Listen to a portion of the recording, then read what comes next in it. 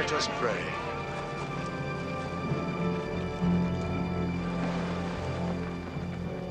Benedicte, benedictum. I bless thee, Prince Charles Edward, and thy cause. Amen.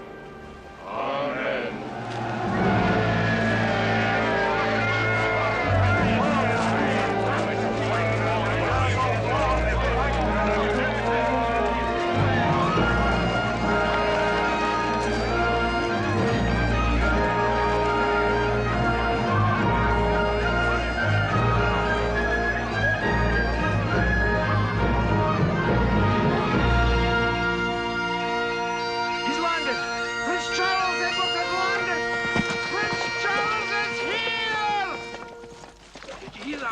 He's landed. He's landed.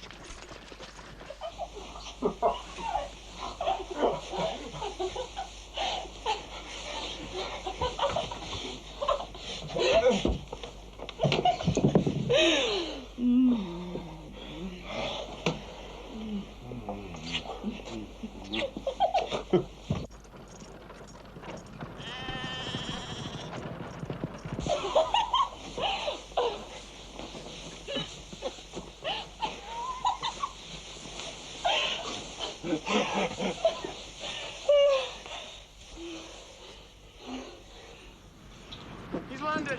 Prince Charles Edward has landed. He's coming to free us all and claim his rightful throne. Day for Scotland. The clans must gather. Get your weapons and be ready.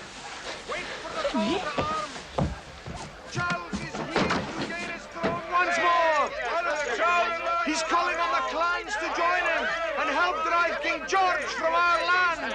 He's raised his Jamie. Are you with me, Scotsman? Why are you getting dressed? It's nothing to bother your pretty head about, Jessie, lass. Oh, where are you off to? I'm off to fight for bonny Prince Charlie.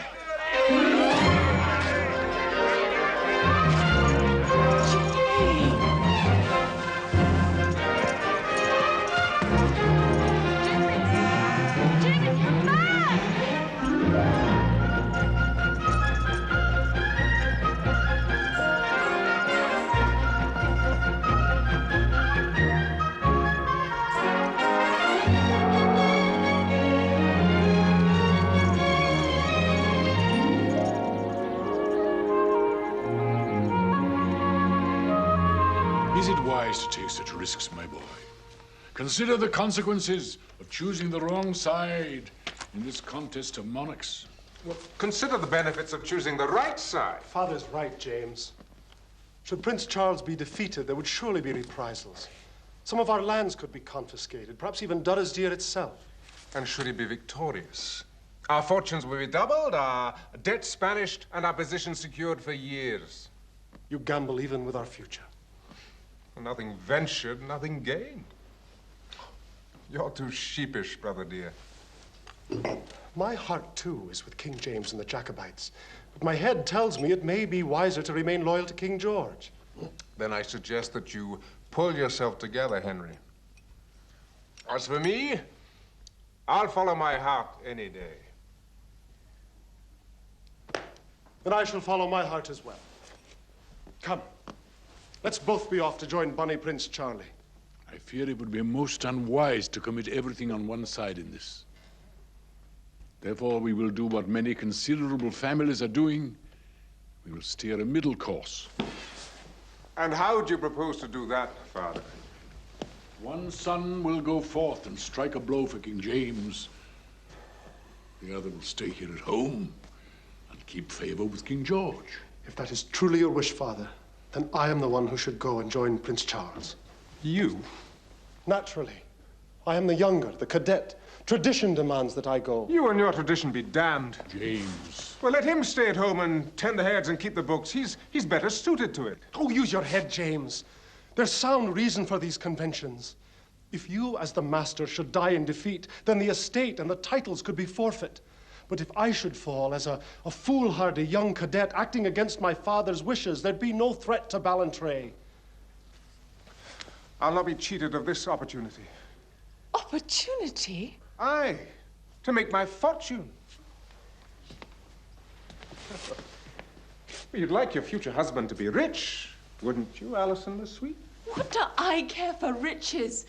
I want my husband alive, not slaughtered on some battlefield. Ah, but think of the honor. Think of the glory. It's all a game to you, isn't it, James? You'll never grow up. You'll always be a little boy. That's not what you said to me the other day. You must decide this, Father. Which is it to be? Think of all you risk, James. The earldom, Dorisdeer, your heritage. I've spent my life preserving this for you, and now you want to cast it all aside for this reckless adventure? Your place is here by my side, and there's an end to it. Then it's settled. Never. Yes, Henry goes. Over my dead body. Unwise to tempt Providence so rashly, James. Tempt Providence or tempt you, Henry. This must cease. There will be no bad blood between me and mine. We are not yet barbarians. Be reasonable, James. If you will not be ruled by my authority as your father, at least be ruled as a son by your love for me. I could not bear to lose you. It's right and proper for me to go and do battle, James. Say yes now, and let's settle it. There's only one way I'll see this settled. By the rules of fate. It seems a childish way to decide so great an issue. But I suppose it's fair enough. What'll you have, brother? Heads.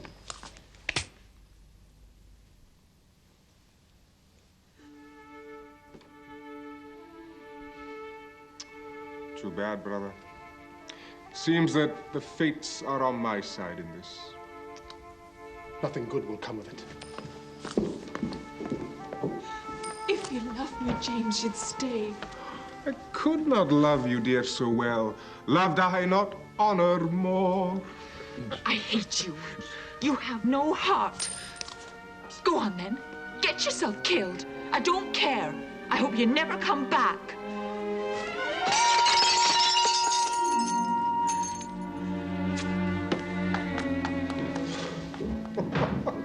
Now there's a lass with spirit. She'll make the devil of a wife. You made the devil of a son. Have I now? Since you were born, you've yet to give me a single good hour. And now this. Off to battle. Not for honor, as you tease that poor lass there. But pay off your gambling and whoring debts. Oh, never fear, Father dear. I shall acquit myself admirably on the field of battle. And add new luster to our family crest.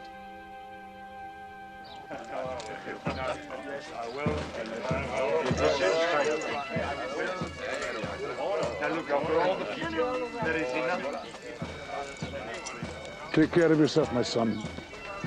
Our prayers go with you.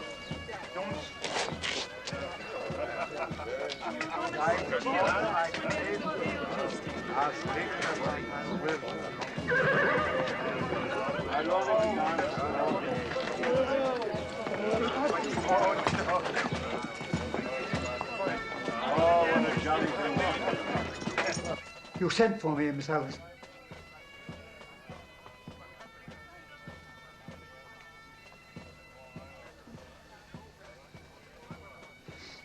Will you not see your beloved off to war, Miss Alison?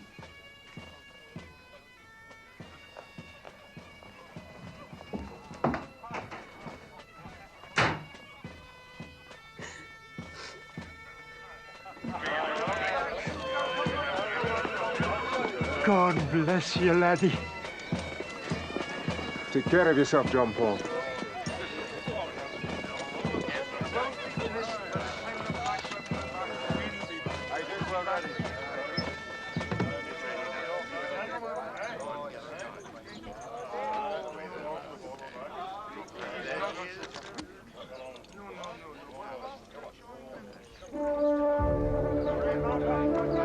Look up, lads! Let's be off with you!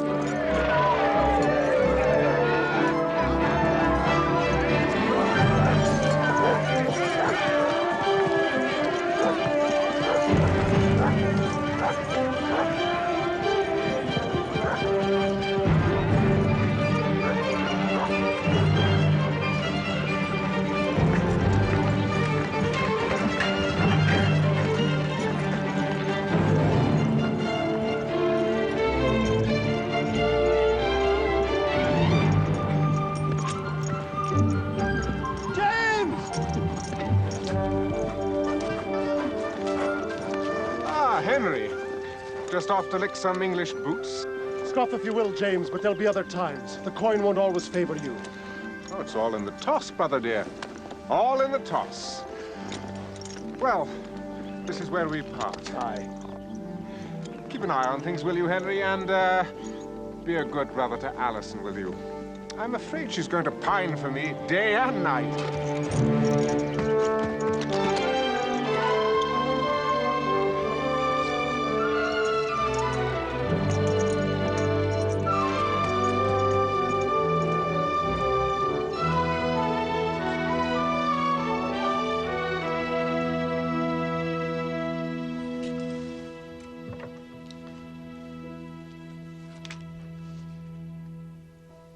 Wait for his reply, McConaughey. Tell him. Say that I... Yes, Miss Allison? One sentence, a word, anything. I've written so often. You can trust me, Miss.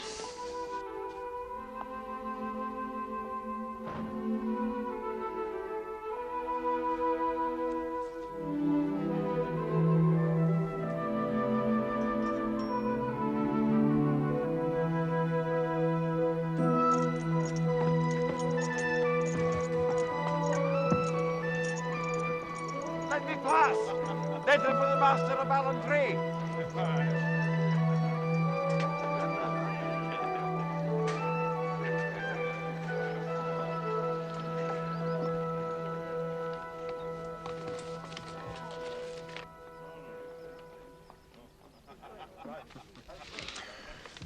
Well, thank you for your trouble, McConaughey. You must be getting back now. It's a very long ride home. My instructions are to wait for your reply. My instructions to you are to leave. There'll be no reply for the moment. I'll not go back to that poor lass empty-handed. My orders are to wait and wait, I will. Suit yourself. But you may have a long wait. We march on Culloden today.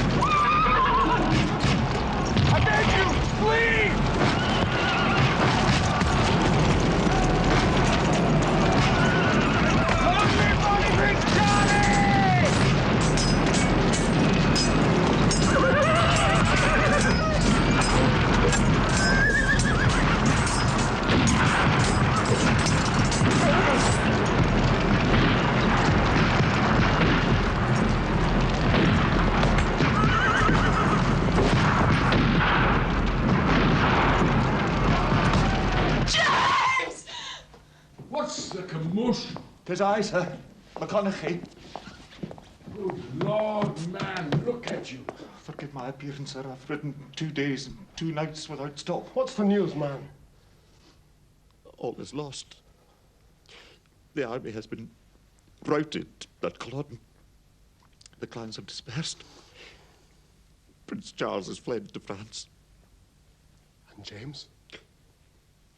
Where's James?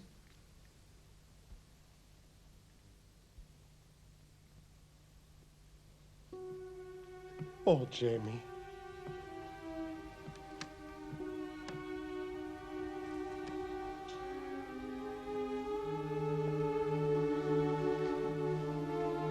Jamie. My son. You've killed my son. You have another. I have nothing. Nothing. We have murdered him. You. We? You've sent him off to die.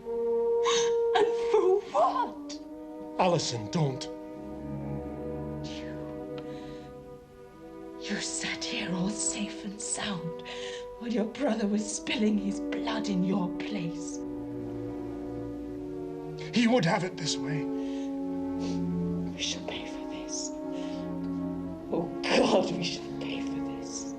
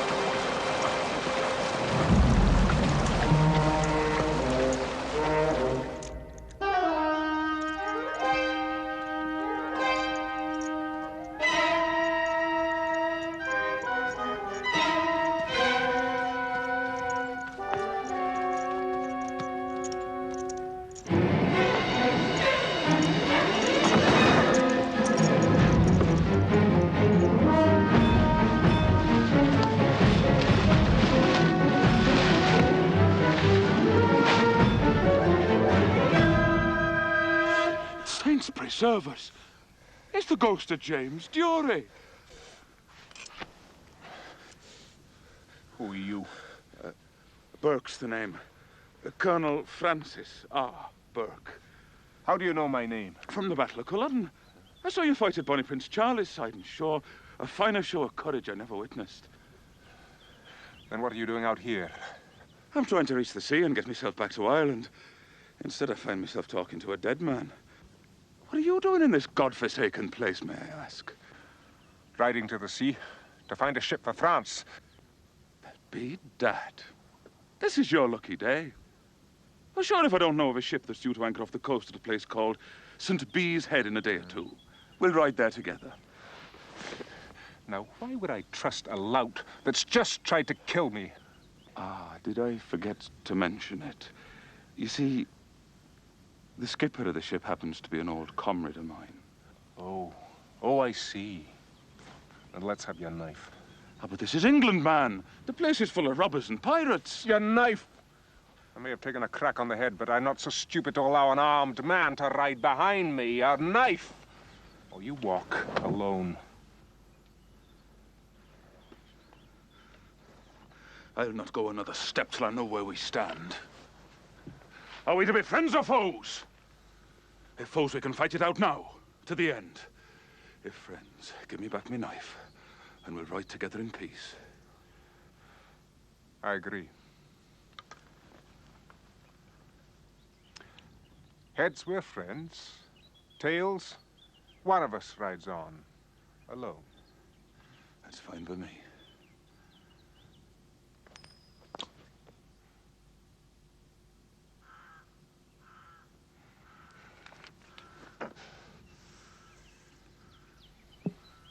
Your knife?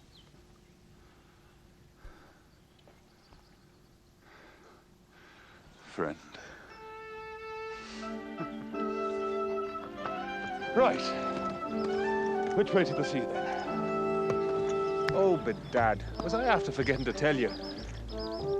I don't know where I am. You don't know? This is England, man. I'm just as lost as you are.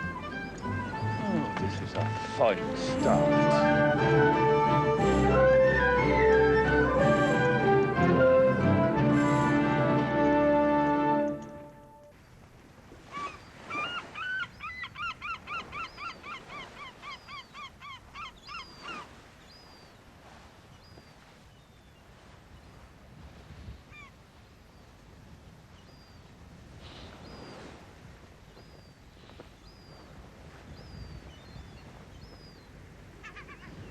Captain Teach would like to meet you.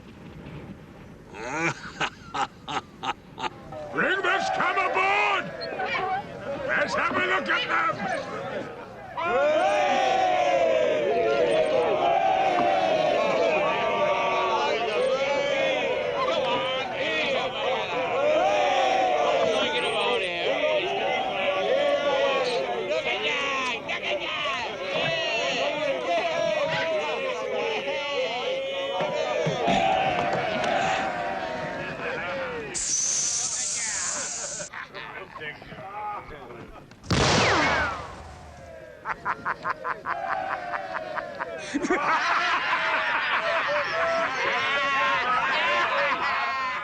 My name is Satan.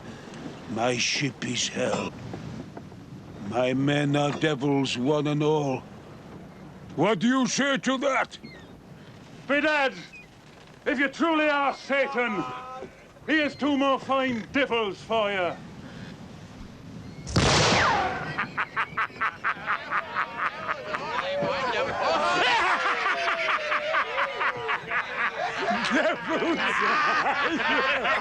We'll soon see what kind of devils you made. Today, we sail for the shores of North America, where the traders lie low in the water, loaded with goods and gold. If you devils, you like gold. Betwixt this place and that, there's naught for you but blood and sweat. And you'll give your share of both. Release them! And put them to work! Aye, Captain! Put up this, my boy. Now we truly are outlaws. Better a live pirate than a dead patriot. Wouldn't be too sure of that. We anchor! Full sail!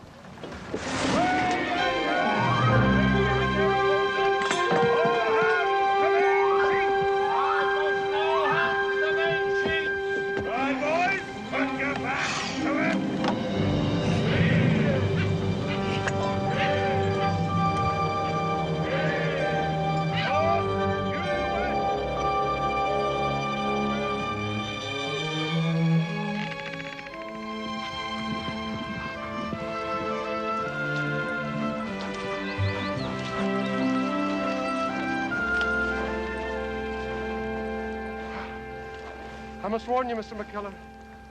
You'll have your work cut out for you. These estates are heavily mortgaged, and the revenues are far from sufficient. And, of course, the English have levied hard taxes to pay for their little war. I've taken the liberty of overlooking your book, sir, and I'm confident I can remedy the problem in time. As overseer of Durrisdeer, I'm afraid you'll have precious little time for your wife and family. I have no wife or family to concern me, sir. No wife? Not even a lass? No. Frankly, sir, I've never had much toleration for the passions of love, nor much understanding of women. And not being a bold man, I seldom find myself in their company. Perhaps that's for the best, Mr. McKellar. I myself find that a man who bears a heavy burden leads a lonely life. Come, I'll show you the rest.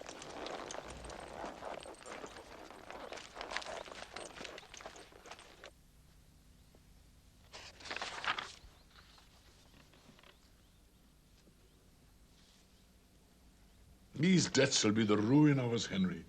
I have high hopes for Mr. McKellar. He'll teach us to manage more profitably. The problem would have been solved if only Alison and James. She would have brought a considerable fortune into the family. Now, of course, there's no hope of that. Unless... Unless what? Oh, nothing. It's not possible in any case. There is a trait in you, Henry, which I find insufferable. Either speak your peace or hold your tongue, but spare me your equivocation. I was merely wondering if I might make a suitable husband for Alison. Of course, decency prevents my asking for her hand in marriage. That is, so soon after James. But you must agree, it would solve the problem.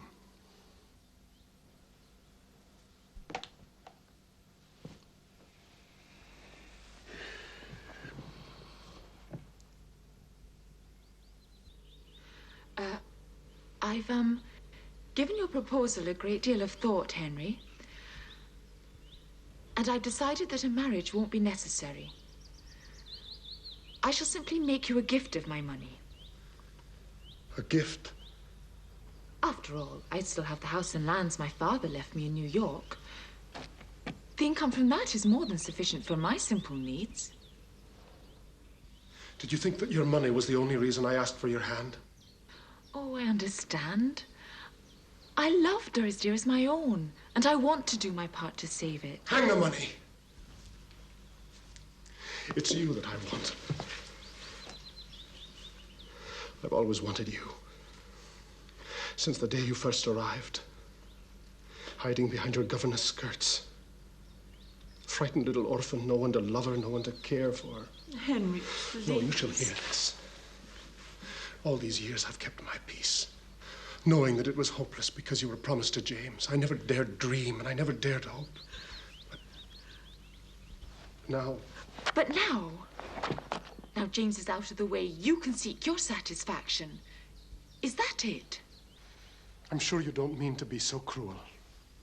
I'm sure you don't either. But the words you're speaking are more cruel than I can bear. Could you not have waited? At least until his memory had faded. I can see now that it will never fade. I loved him with all my heart, and I always shall love him.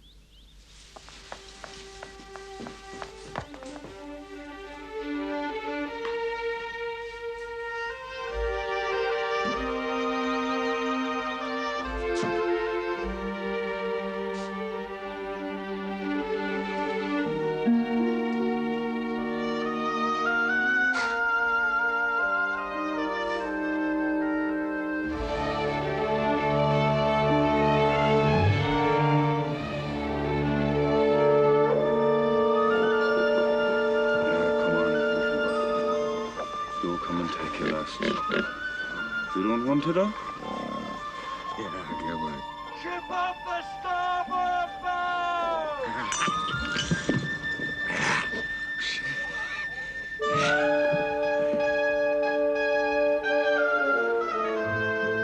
Hey, back!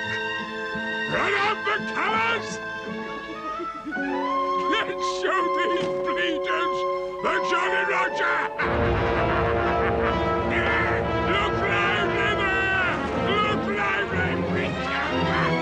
Anyone who does do that is answerable to me! Bring her about, Raiders! All sail! What's up, my boy? Huh? Take a look at this.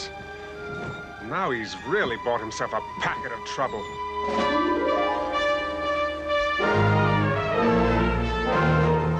Ship on the larboard bow, sir!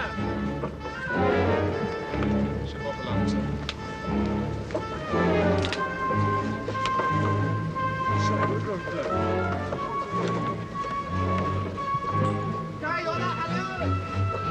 Put the helm up, Mr. Bentley, and make all sail. Put the helm up! Make all sail!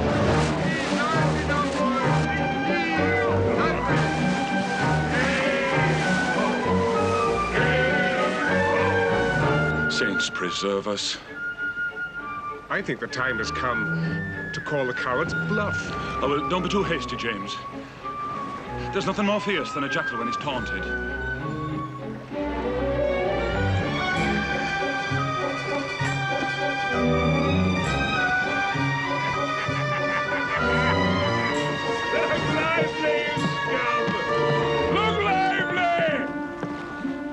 Captain Teach! Captain Teach! Attack that ship and, you'll have us all hung, drawn, and quartered. Who dares question my command? I do, you drunken dog! You drawn your last breath, Mr. Dory. It may interest you to know, you bloated bag of wind, that that's no defenseless merchantman you're chasing. That's a king ship. A king's what? A man of war.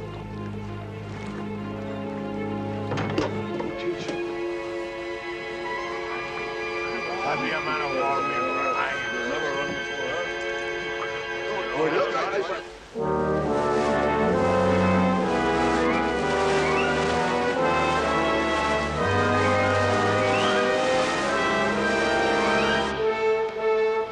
Run out, full guns. Aye, sir.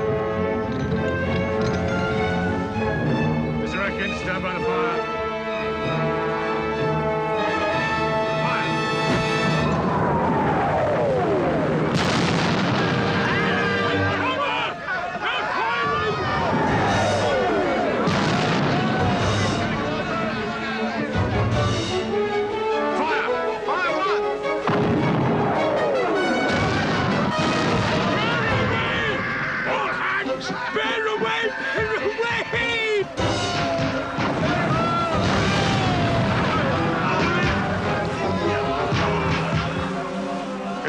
Out of the water, they'll board us and hang every man jack of us. Well, I haven't spent all these months on this stinking huff just to hang from a yard arm.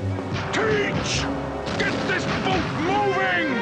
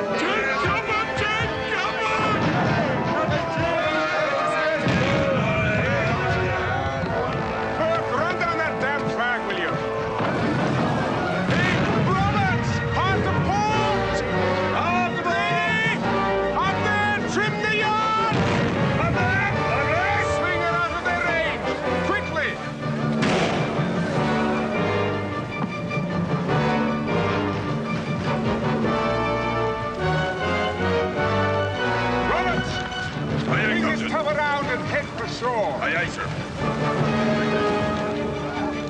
Ready! Look lively up there!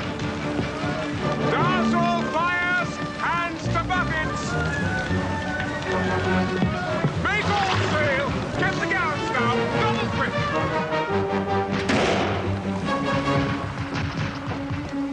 Looks as though she's trying to slip through the shallows, sir. Very clever. Shall we continue? Pursue them? Not worth the risk, Mr. Bentley. Those shallows can be very treacherous. Bring her about and head out to sea. Aye, sir. Bring her about! Bring her about! Quartermaster! Starboard! Aye!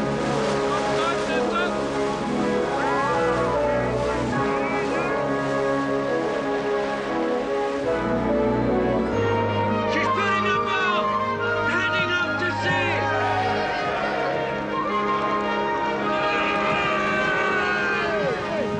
And here's the man who saved the day! Come on!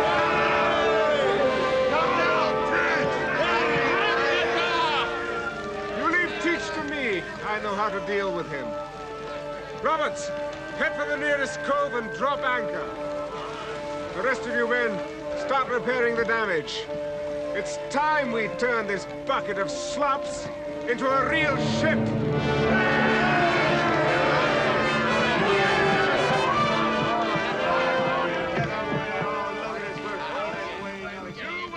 Quite right, my boy. Quite right.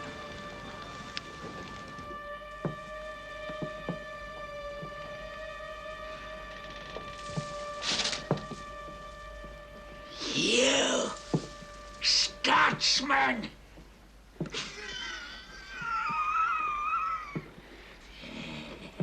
I'll tear your tongue out with my bare hands. I'll skin you alive. I'll boil you in oil.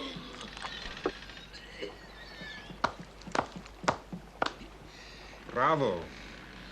But you can save your play acting for your crew, Teach. It doesn't impress me. No one talks to Teach like that and lives. If you weren't so pitiful, I'd laugh in your face. You'd laugh in my face.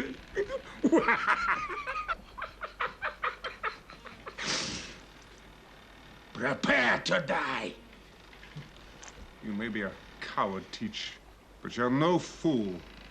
You heard the men out there. If anything untoward happens to me, Colonel Burke will stir them up to make sure that this is your farewell performance. I see. And you're no fool either, Jerry.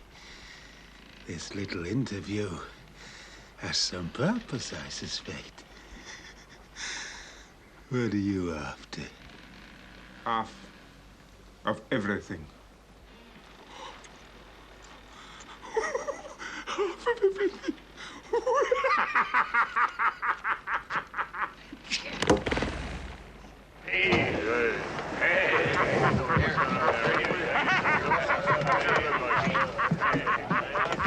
Up you go! Gather round and listen, lads. From now onwards, Captain Teach and myself will jointly command this ship. And to show you his appreciation for your courage under fire, the captain has generously offered you his private stock of knowledge.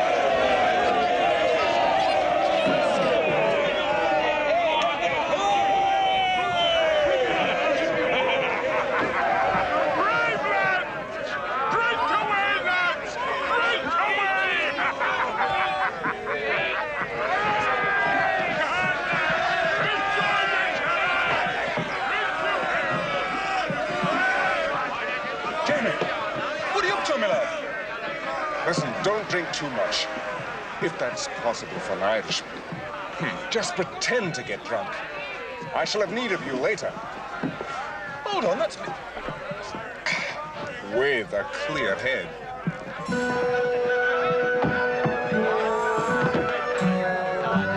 Drink up! You earned it.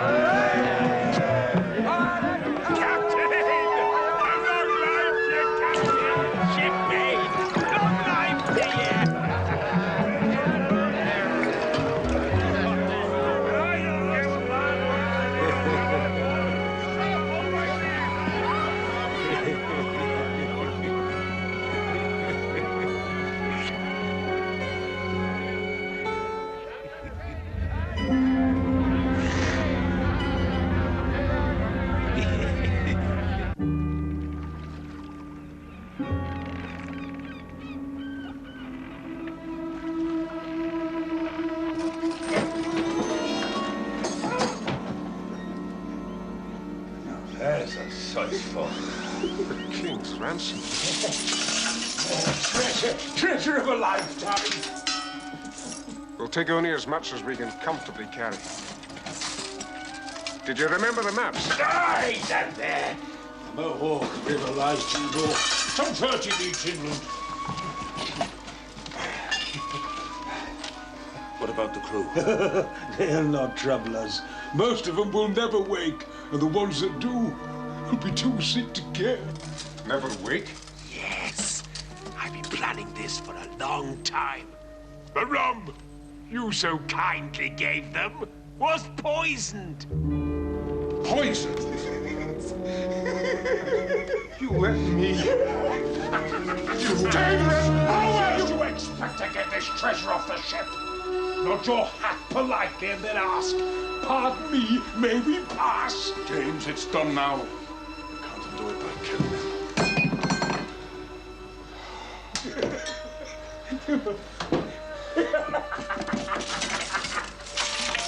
The blooms!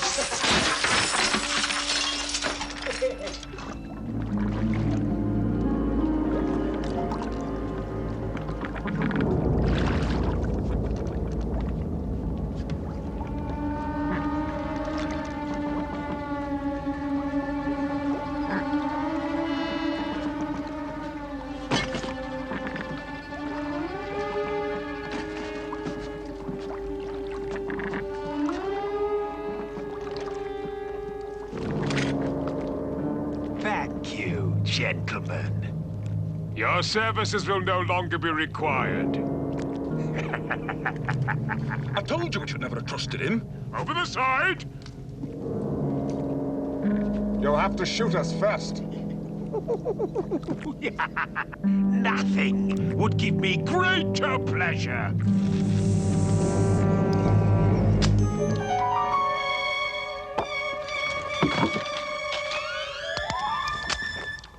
Don't bother, Captain. I took the liberty of disarming them all.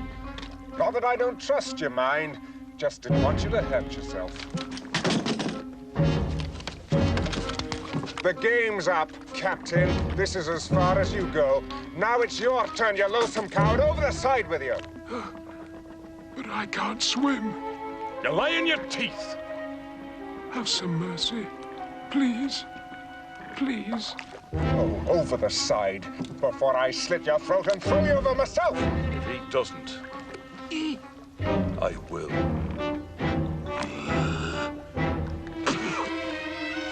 At least, you shan't have this. But you can have this!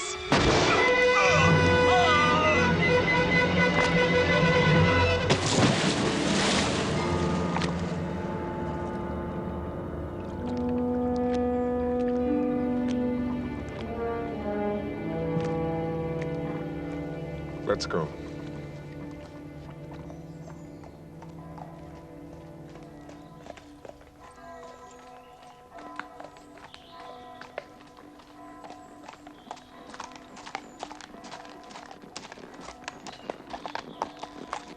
Good day to you, Jesse Broom.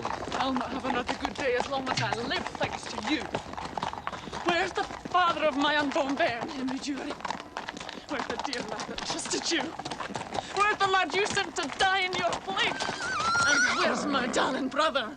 And the others that died with him? You're not fit to call yourself his brother, you mean, ugly skinflint!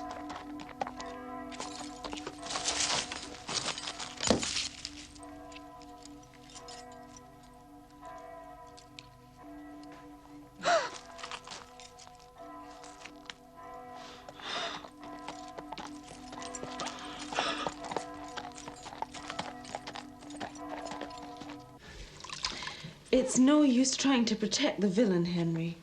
I'll have his name.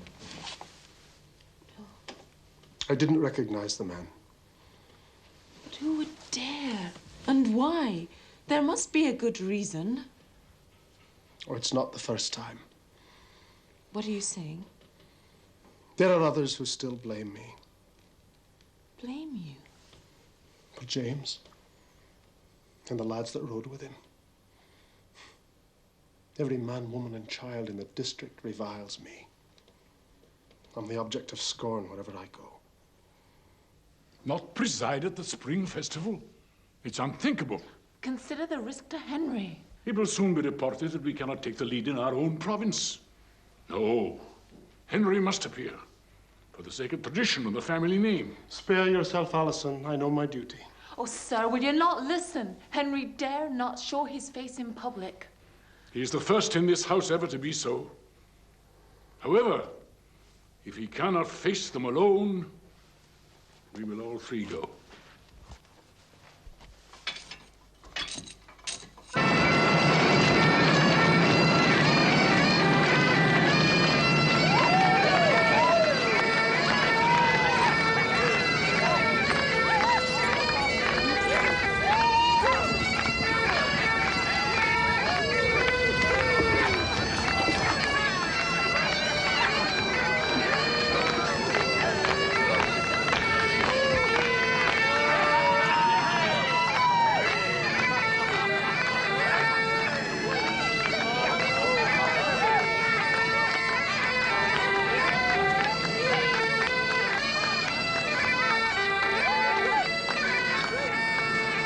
We know who's not welcome here.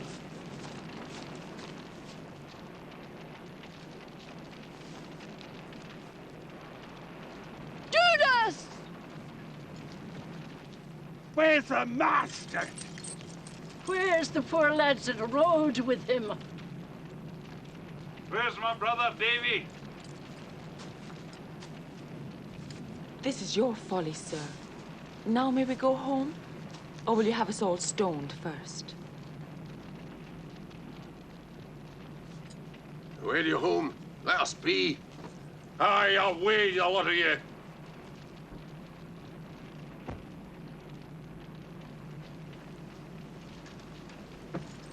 Drive on.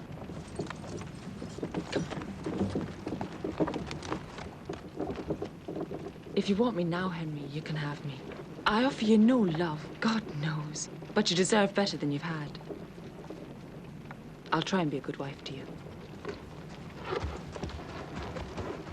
You sleeked coward.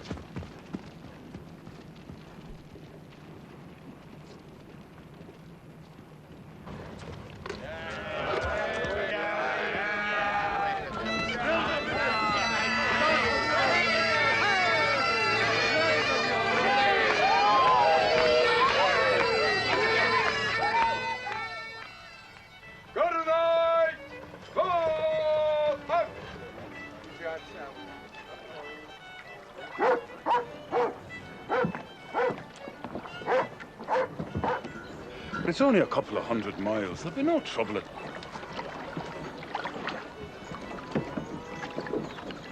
Be reasonable, June.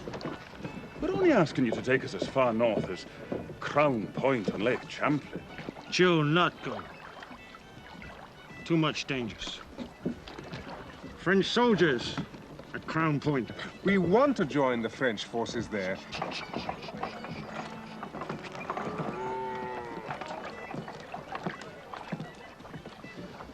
To arrange passage to France.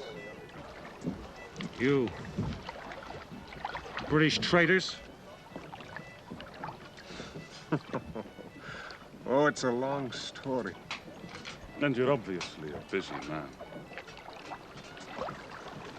Many Adirondacks between here, Lake Champlain. Ah, well, now don't you see that's where you come in? We hear tell you speak the lingo.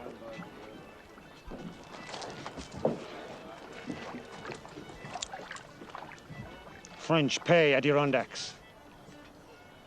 Plenty wampum for English scalp. That's why we're going to pay you, wampum, to make sure that we keep ours.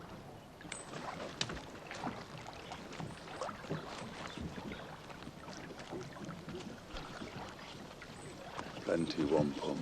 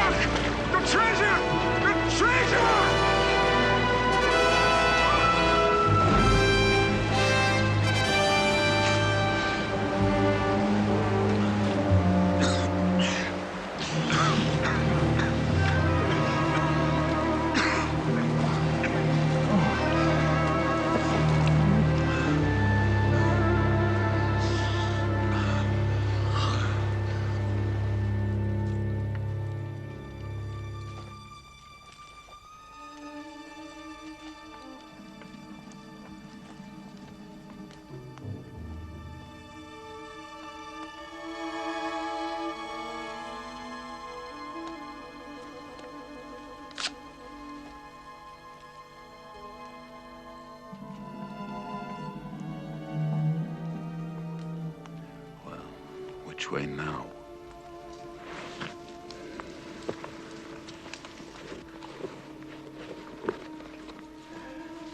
Heads, it's straight on. Tails, it's to the right.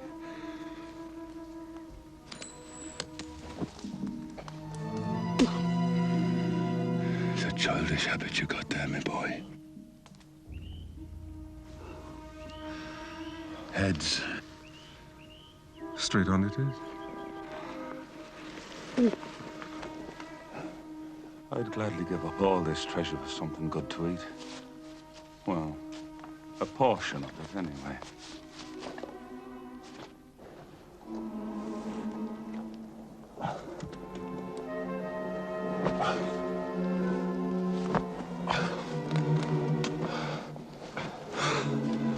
We're never gonna make it, James. Not with these burdens.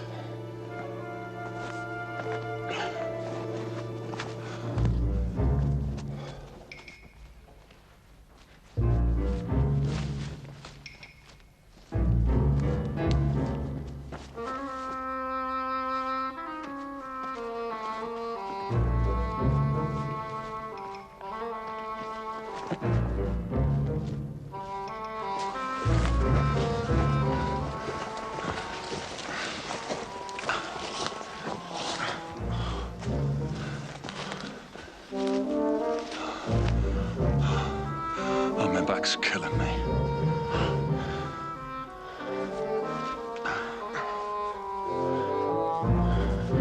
Come on.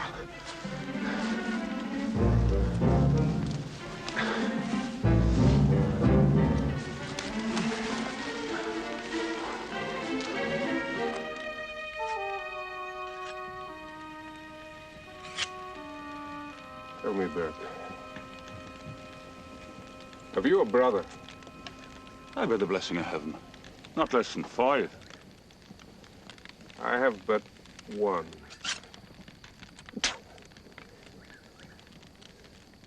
And he shall pay for this.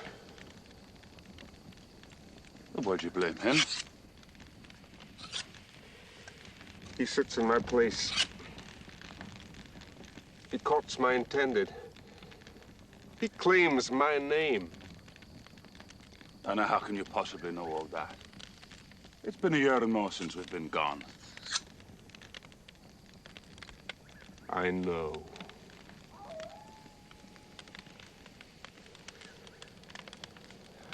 I know it.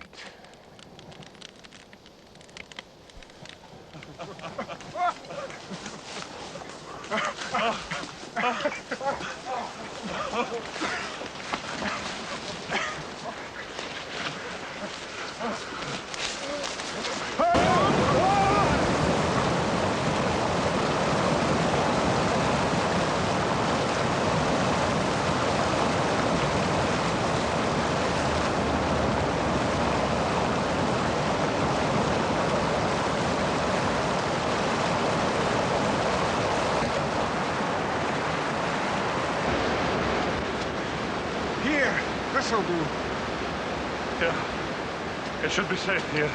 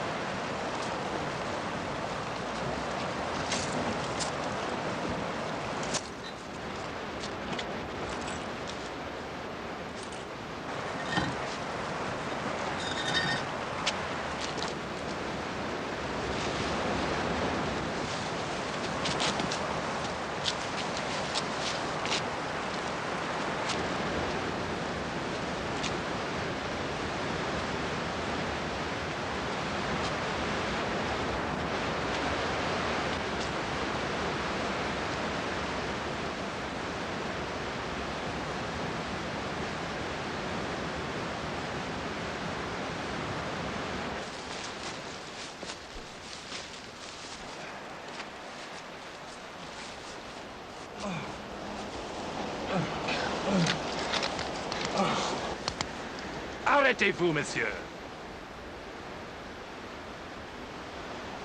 Glory be to God. They're French.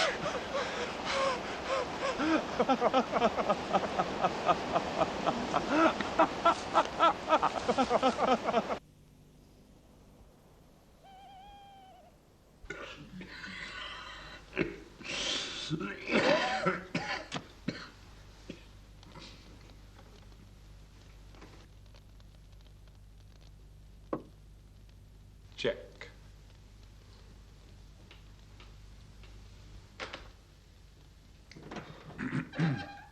Check.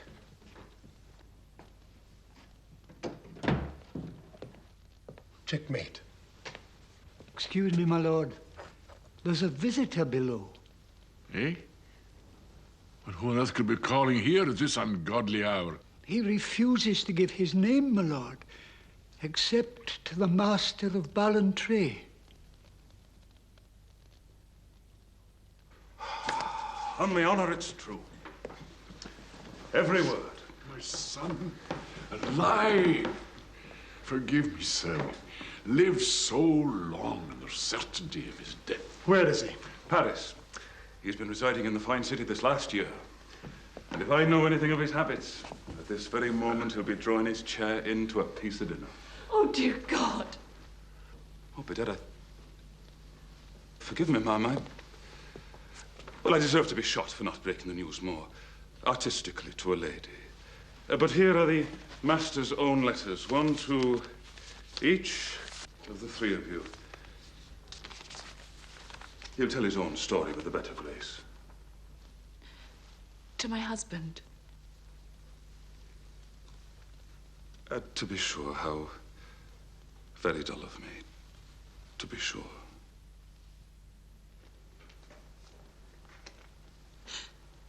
To my husband, please.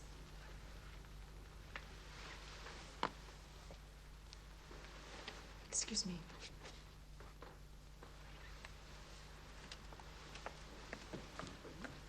You must forgive us, Captain Burke. The news has come as something of a shock. I'll just show my wife to her room. Of course, of course. Mr. McKellar will see that you have food and drink, and then bring you to my office where we can talk. Excuse me.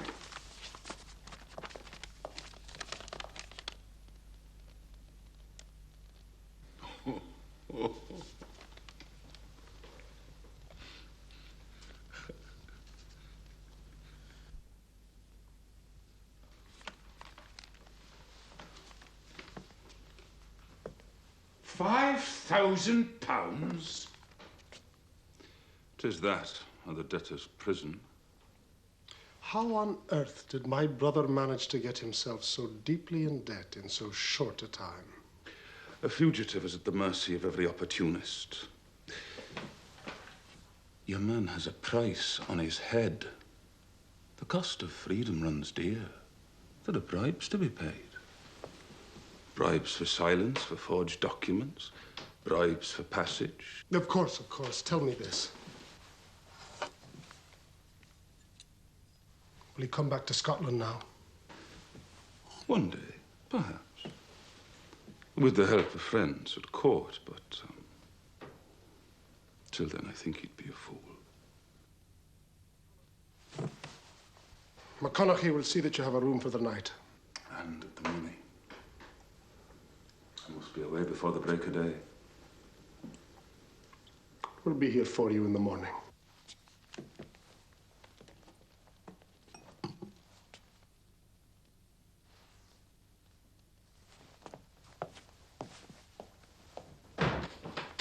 You can't be serious. I have no choice. At 5,000, you'll undo all we've done. What would you have, McKellar? This has knocked the bottom out of my life. Nothing is mine. Everything belongs to James once more. Don't you understand? He's still the master of Ballantrae.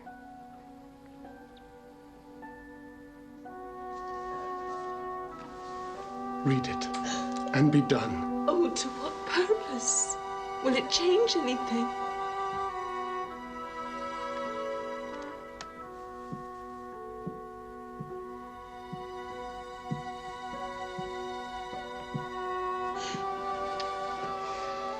Then I shall read it to you.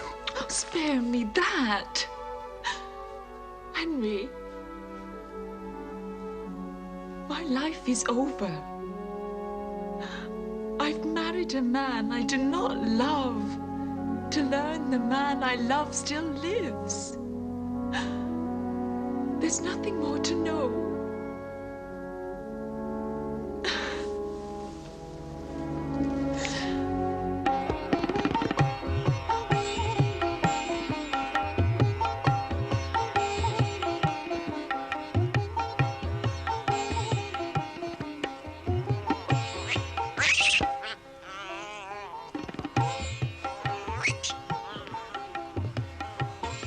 This is but a taste of India. India. But I'm perfectly comfortable here in Paris, mon ami. I live in a sumptuous house. I patronize the finest tailors. I move in the most select circles. So why should I want to go to India? To live like a Raja, mon ami. Like me. How about a palace? 2 palaces, 3. As many as you like. When I left France, I was penniless. Now look at me.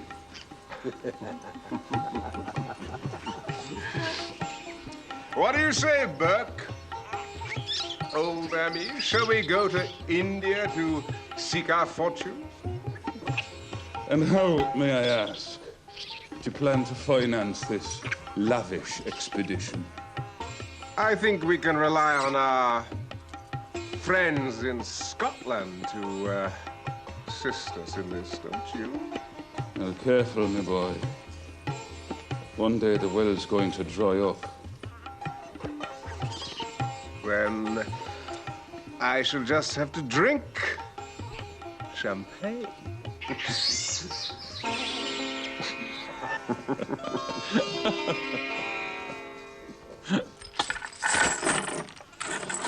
Blood money. To keep me quiet about that. I take it for that. Blood money for the betrayed. See what I'm brought down to. Oh, if the bonny lad were here again, it'd be change days for Jessie Brown. But he's dead, you see. He's lying dead among the Highland hills. The bonny lad. I might trouble you to sign the receipt. Sign? Henceforth, I shall require a receipt. You tell that penny-pinching skinflint what he can do for his receipt. Madam, you have to sign the receipt. I'll tell you, you can get out of here right now.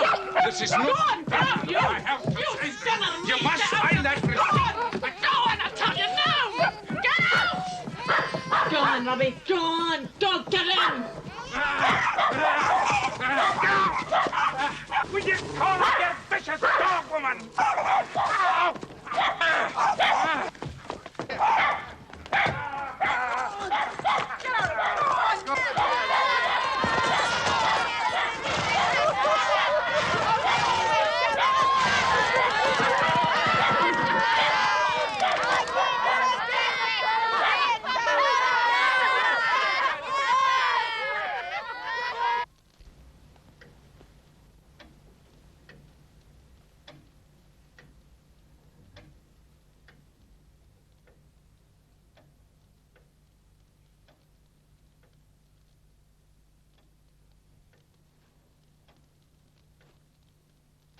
I'm so looking forward to Edinburgh this year. I shall buy up all the most beautiful fabrics I can find and have myself made a dozen pairs of slippers. Now, don't forget, Henry. You're to make me a list of all the things you want me to bring back for you. I'm afraid there'll be no trip to Edinburgh this year.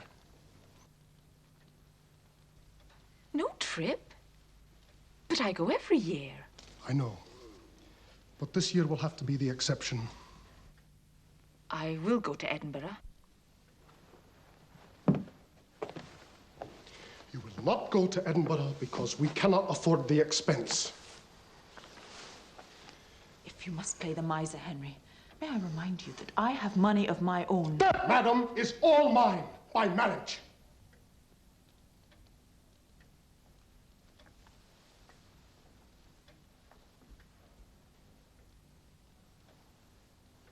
Of course.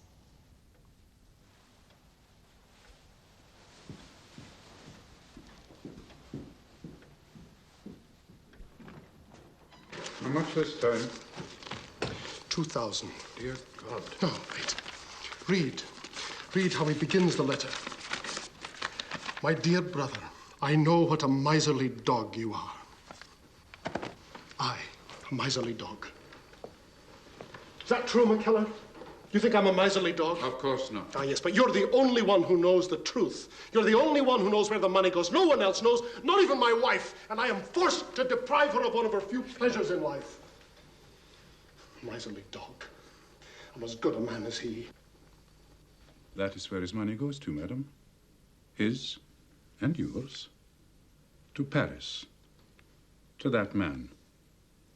£8,000 in less than 2 years. But that's impossible. The estate is not sufficient. 8,060, to be precise. And now he demands more. Can you still think your husband a miser knowing this? No, Mr. McKellar. I think him just a dear, sad fool for keeping it to himself. Where is he? Oh, he's gone to his chamber. Alone, as ever. You say little, Mr. McKellar, yet you are a harsh judge.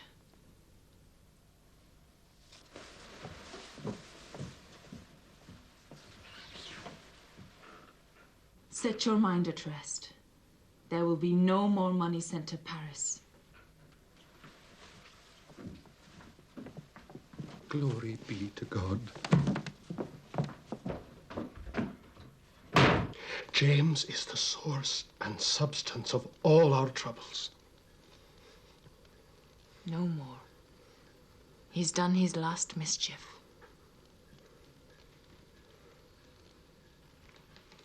If only I could stop him.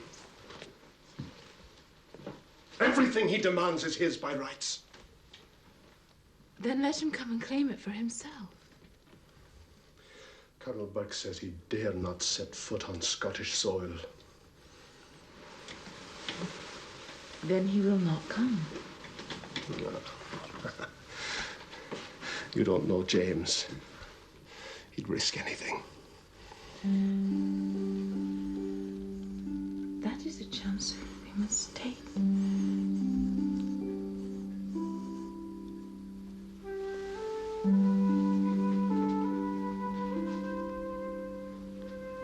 If only I had the courage. I will help you, if you let me. That much I owe you.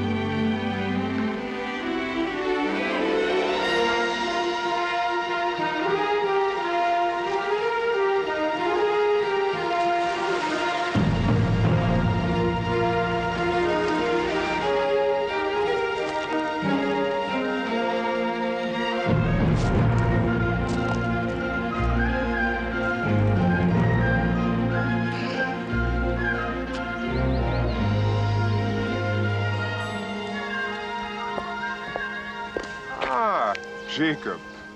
So here is Esau returned. For God's sake, James, call me by my name and come into the house. My house or yours? You know your position here very well.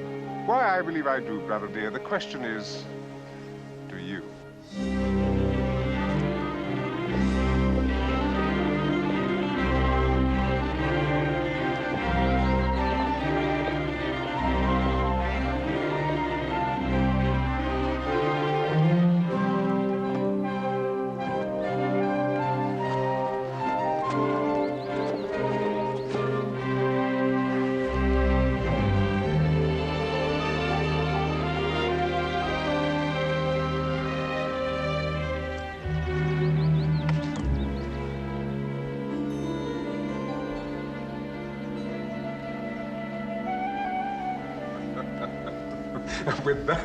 With that, he ripped off the black patch that was covering his eye, and he pulled out a ruby the size of this, and he said,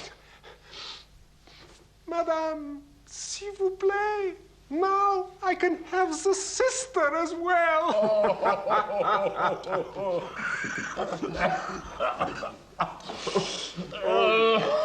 You shouldn't overdo it, Father, but oh, it's good to hear you laugh again. All the weeping and wailing that's been going on here for all this long time you've been away, Jamie. Don't grudge me my moment of happiness. John Paul, now, was this festive table and this glorious blaze of light your idea? All in honor of the master of Ballantrae. So you never forgot me.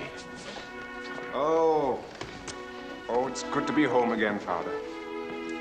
Here in this hall with all its fond memories. You remember how you and Henry used to wrestle before the hearth through the long winter evenings?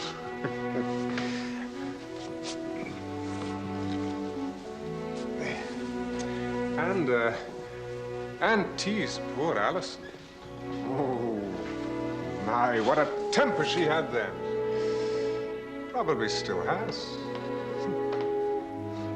Why, do you remember when she threw that coin?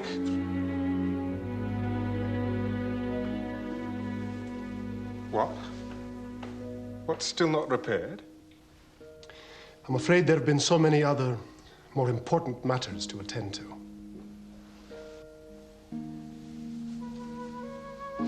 Well, it's getting late.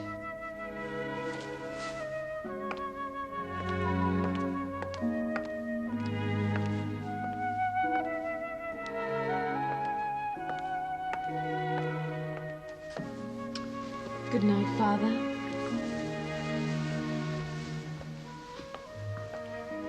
Off to bed?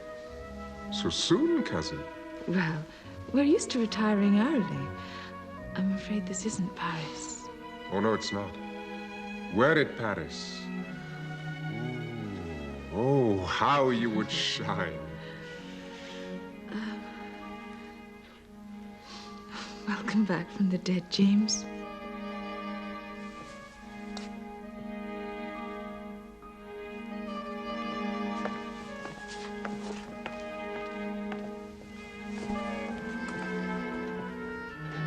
Why so downcast, Henry? One might almost think that you were sorry to have me back. You mustn't begrudge your brother his rightful place, Henry. I certainly feel gratitude to you for all you've done. And I'm sure James does too. Boundless gratitude, Henry. Boundless.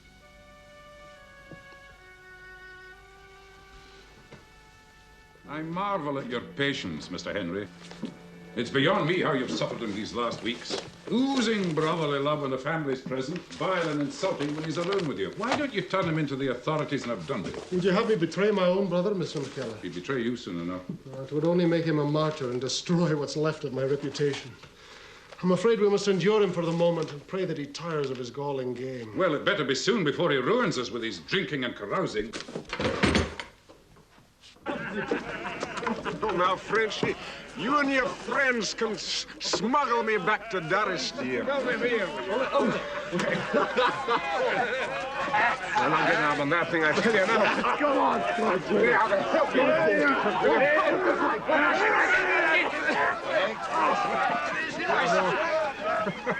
Jamie! Jamie, where have you been? Why haven't you been to see me? Get away from here, woman.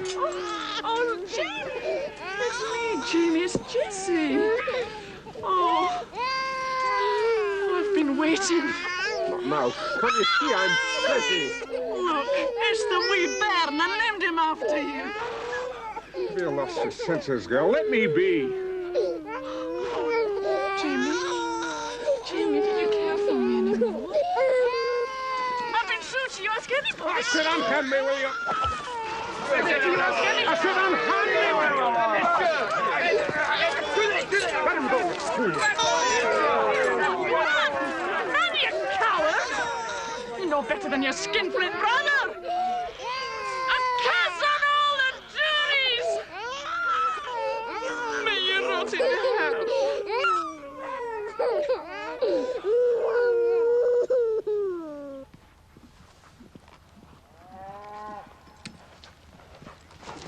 Ah, McKellar.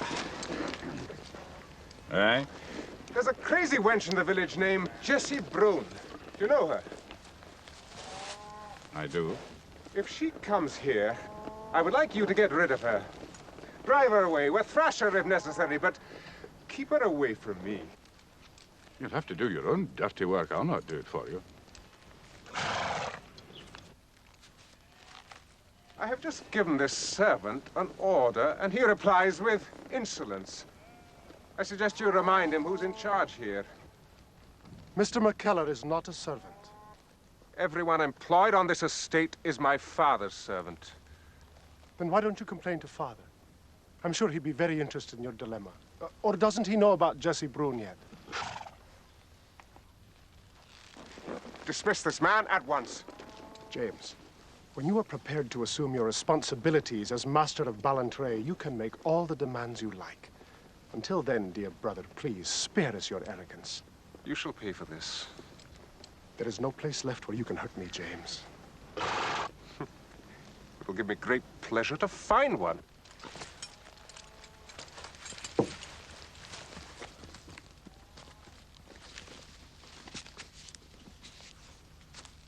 You better let me go, sir. Would you leave me quite alone in this, Mr. McKellar? You're my only ally.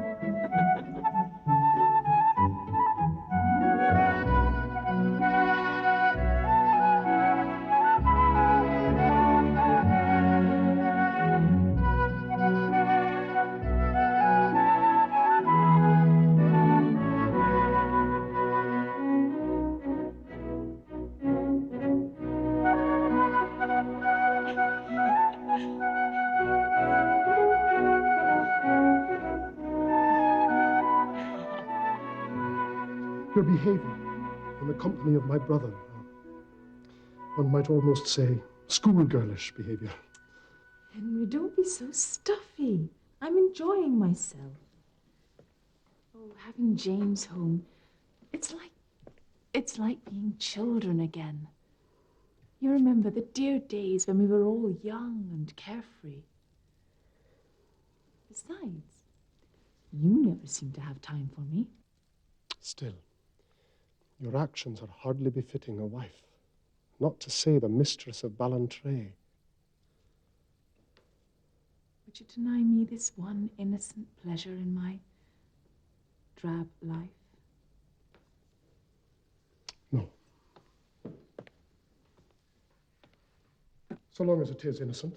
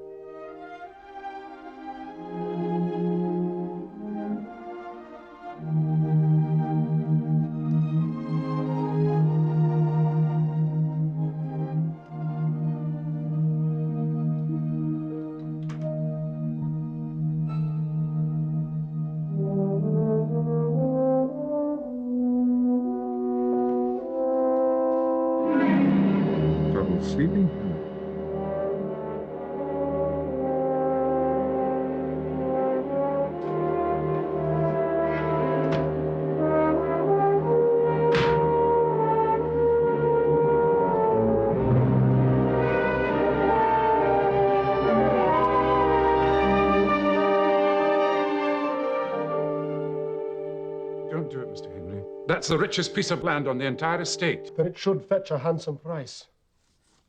My brother talks of nothing but going to India to make his fortune. So be it. For the proceeds from this, perhaps he'll go and leave us in peace. Do you expect it to stop with this? Mr. McKellar, I will do anything to see him away from here. How go the arrangements for your voyage to India? I'm considering a change of plan. But I've secured you the money. Well, I might apply it to some other venture that may prove a good deal more costly. More costly? Certainly. I propose to mount an expedition to the American wilderness. Well, don't count on more from me, the cupboard's bare. Well, I'm a patient man, Henry. I can afford to wait until it's stopped again.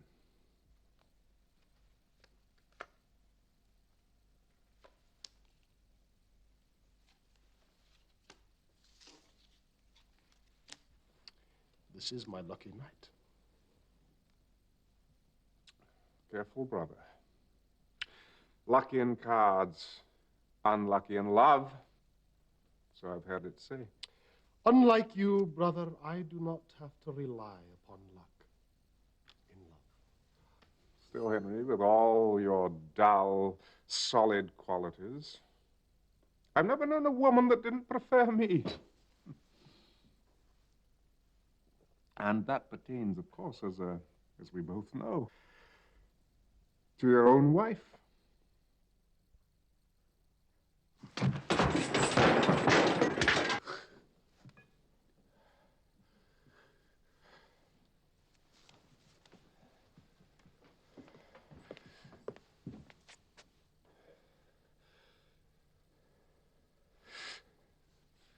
I must have blood, too.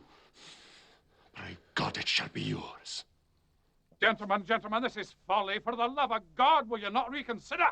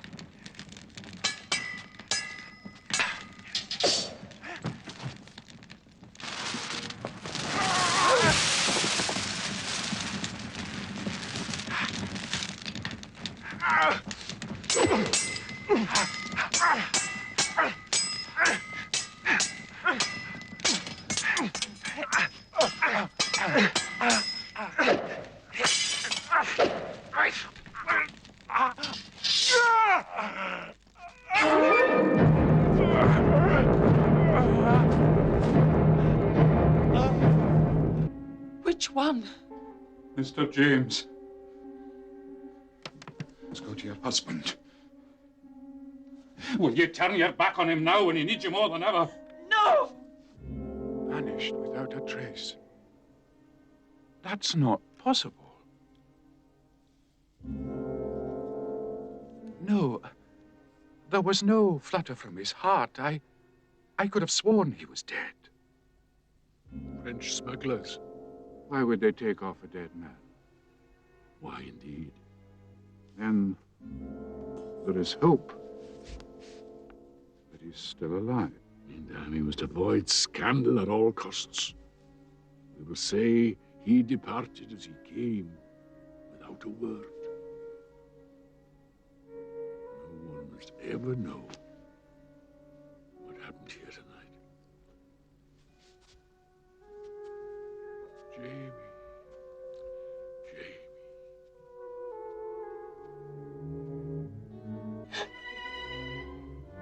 I loved him. Of course you did. I know you did. Else why would you have enjoyed so Died much for from him. I would have given my life for him. I know. I know. Why did he push me to this? Why did he push me to this? Henry, this must stop. Such a thing have come to pass. You will make yourself ill. In God's name, could such a thing have come to pass? Oh, James. James.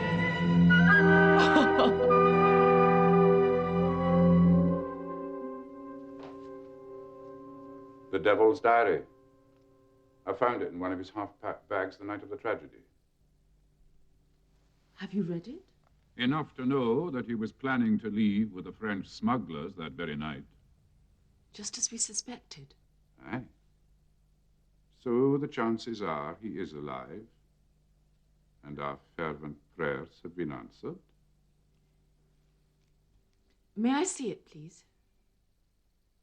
The contents might prove painful to you. Mr. McKellar, my shame could be no greater than it already is. The diary.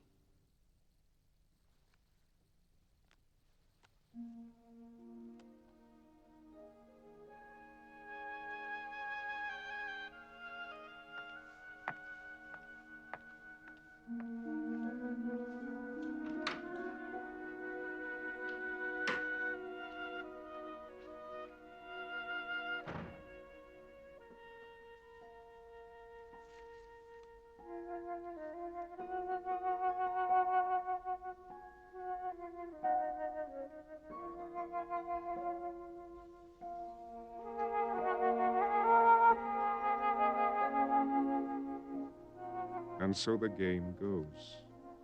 Poor dull Henry eats his heart out, while Alison moons and dotes on me like a lovesick cow, convinced that I adore her in return.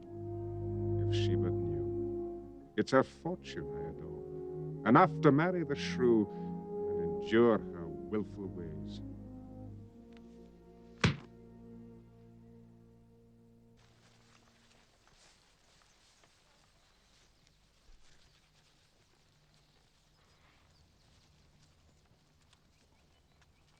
Mr. Henry! Mr. Henry! Come quickly! It's his lordship!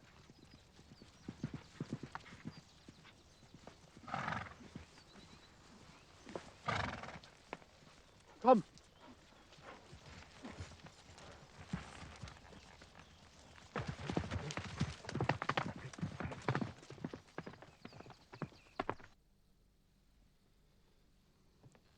Father, I'm here. You sent for me.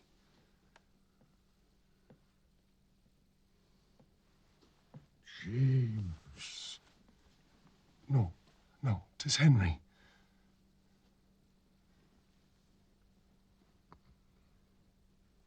Where is my son?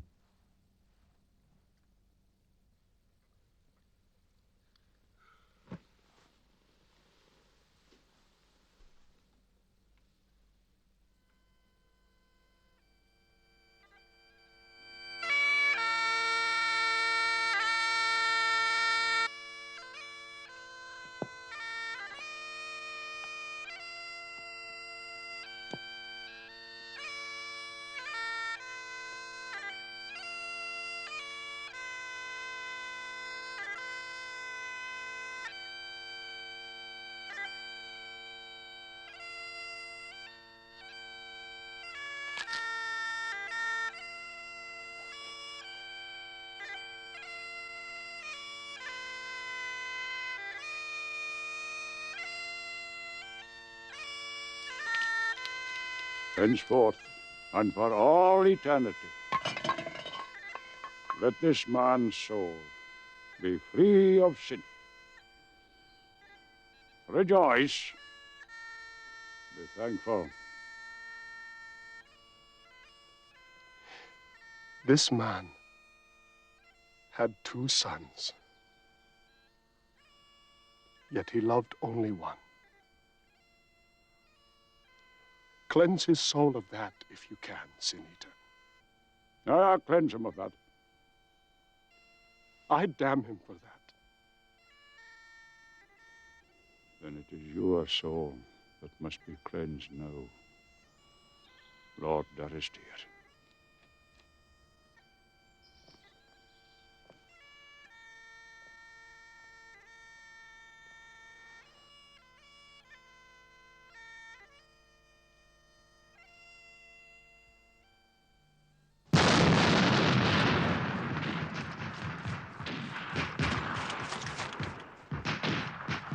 After him!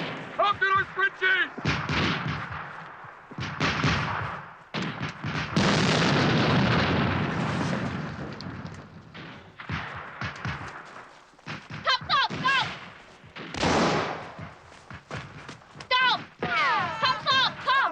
Where are you taking me to, boy?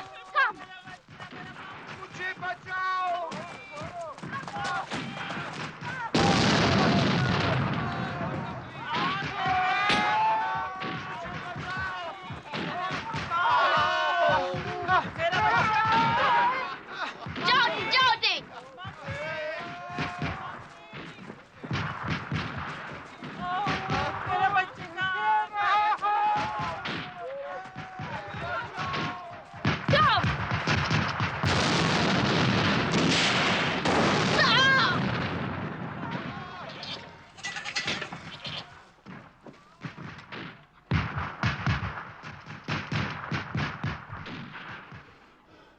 You bloody English pigs!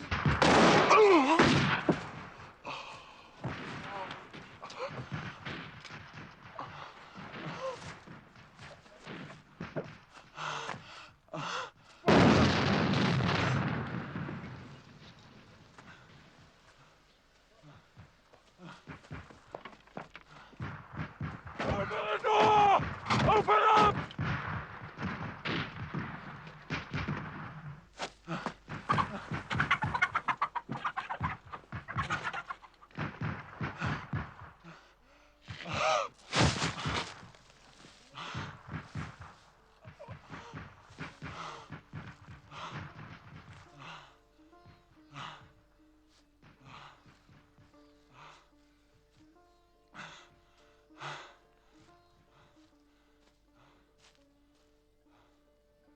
I need your help.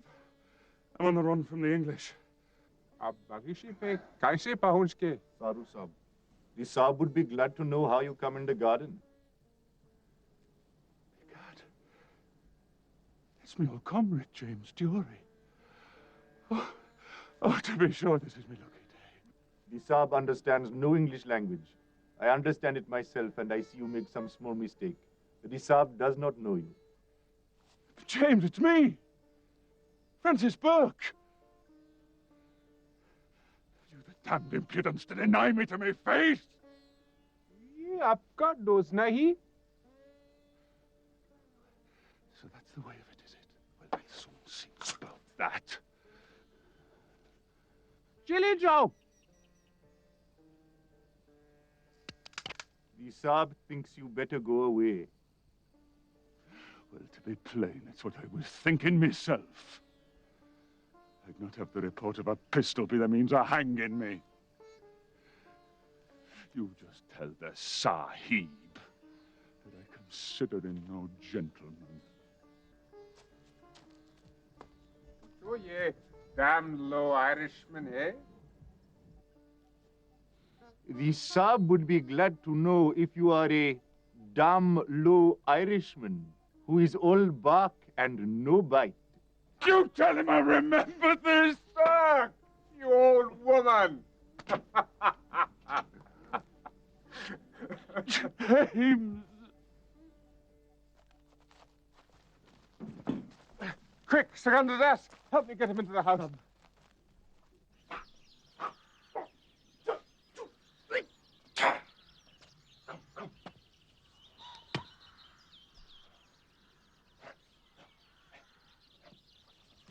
Good lad. Here's Mr. McKellar. You can ask him yourself. He saw it all. Is it true, Mr. McKellar? Is what true, Master Alexander? I was just telling Sandy the story of this place. How there was a man whom the devil tried to kill here, and how near he came to killing the devil himself. Did you really see the devil here? Aye, laddie. I have met the devil in this place, and seen him foiled here. What was he like, Mr. McKellar? Did he have horns and a tail? I dare not describe him. Master Alexander, whenever you come by this place, step aside and say a prayer. Ah, Mr. McKellar's right. Take your bonnet off, lad.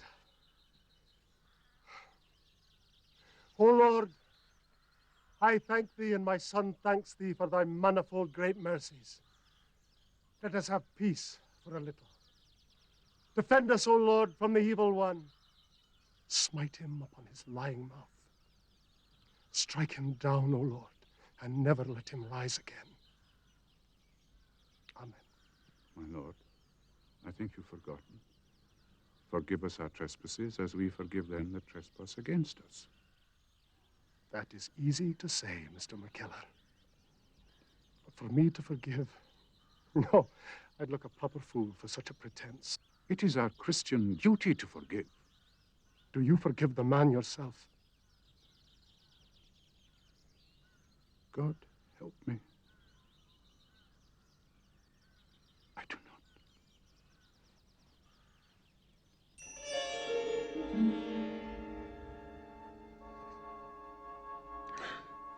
So you finally became a Raja, did you? I'm truly glad for you, James. Love suits you. As long as it lasts. If the English are victorious, they'll drive me and all the Rajas out of India. What's this muck your man's pouring down my throat? It's a special tea that he makes from herbs. Now, drink it. James, take my advice. Get out of India while you can. But leave all this and start all over again. Where?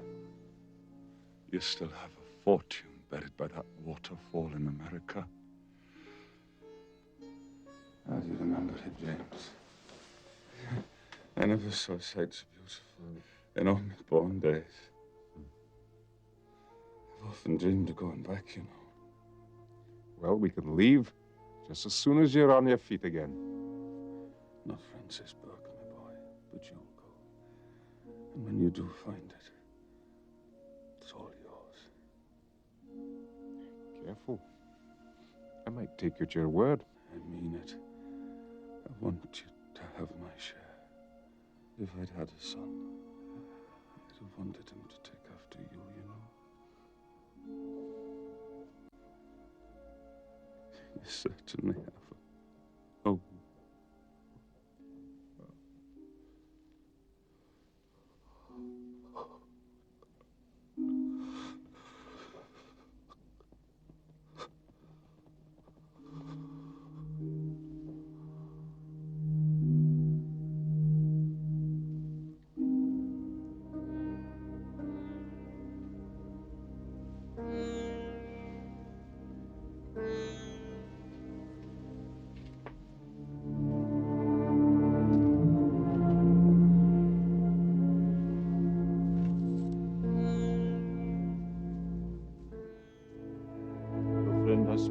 wisely, Saab.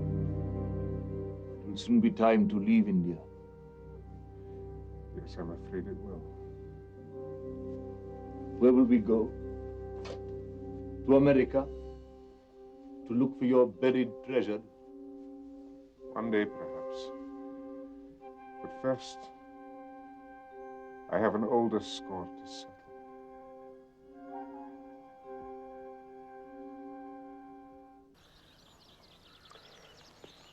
Mr. McKellar, have the men plant a tree by the buttery. Soon, that the wood may be grown by the time Alexander reaches his majority. Well, might I recommend an ash, my lord? It will mature faster. Excellent. An ash it will be.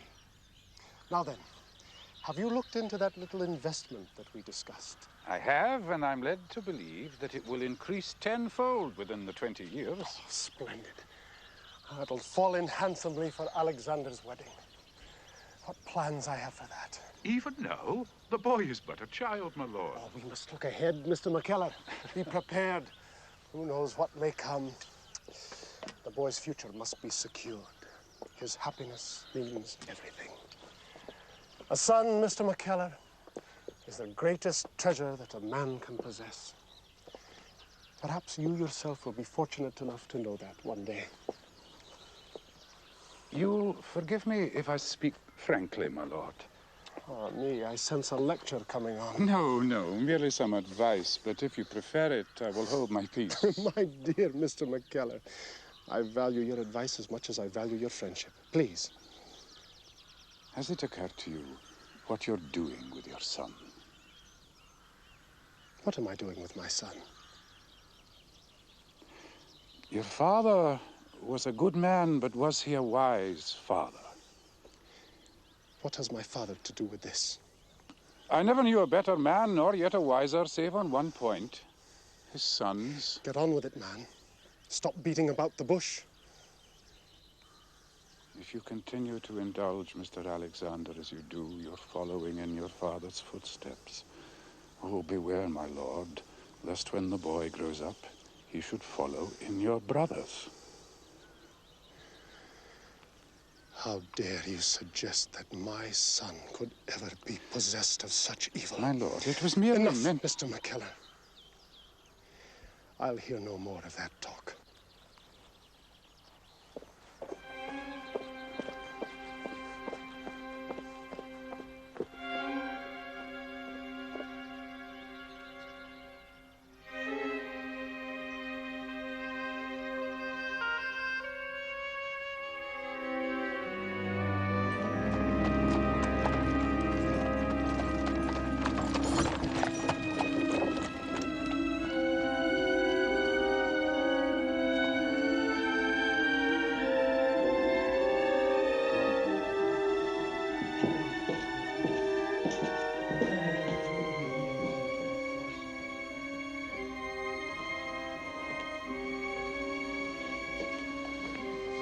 Mr. McKellar, we must see to breakfast for these travelers.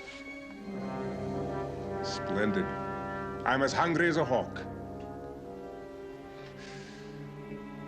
Allow me to introduce my companion, Mr. Secundra Das, a native gentleman of India.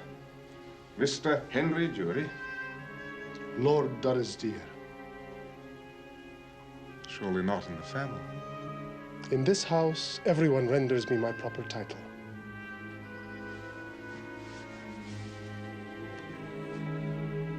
Even I, brother dear. Especially you, brother dear. I've been wanting to make this journey home ever since the news of Father's passing. You cannot imagine how distressed I was. Oh, I think I have some idea. Of course, when Clive drove out the French, there was little to keep me in India. Well, sad to say, James, there's little to keep you here either.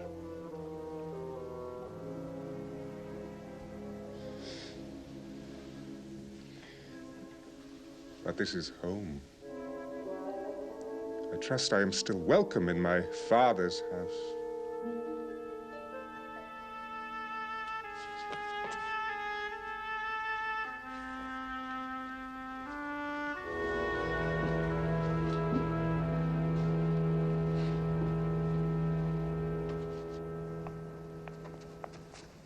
James! Uncle James! This is where the devil tried to kill my father. Are you sure it was the devil himself? Oh, yes. Mr. McKellar saw him. He had horns, green eyes, and a long tail. Oh, that certainly sounds like the devil himself. Oh!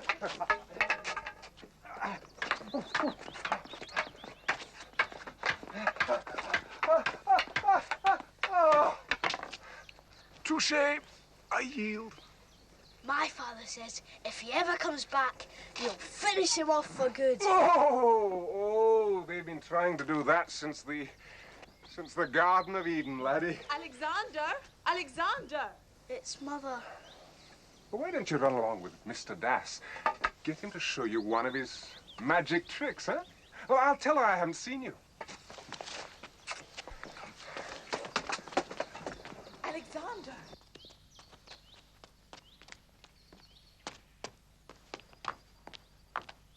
Alexander?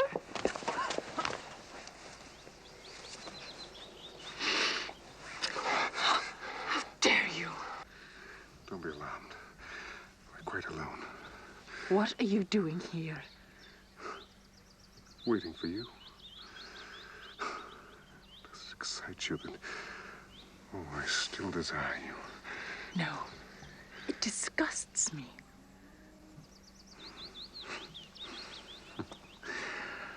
Oh, still the same Allison. Hmm?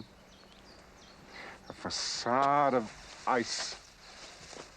Underneath it, a savage cat.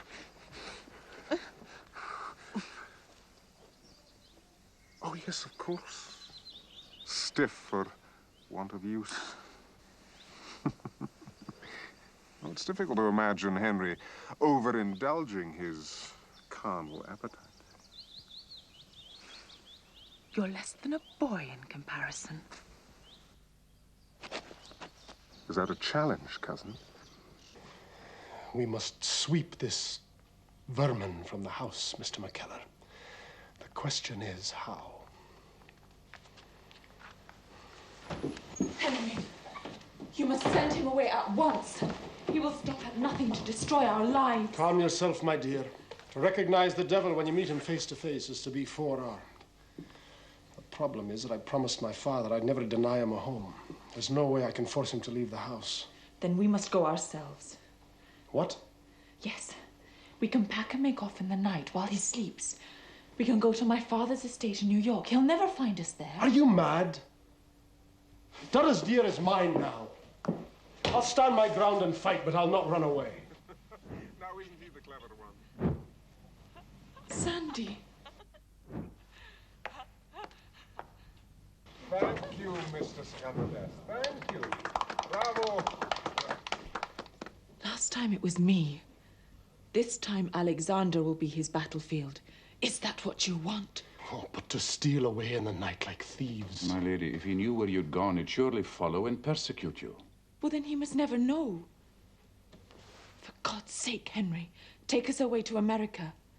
If not for our sake, for the child's. My lord, it may be the answer. With no one to torment and no purse to rob, he'll soon tire of Dora's dear and its debts. Very well.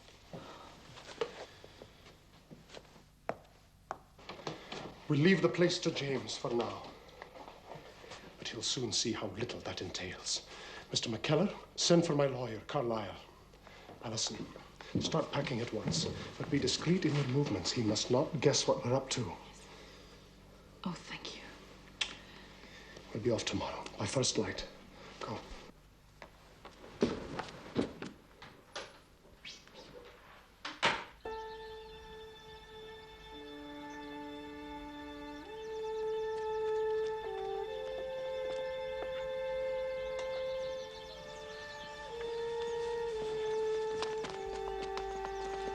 Come on, hurry.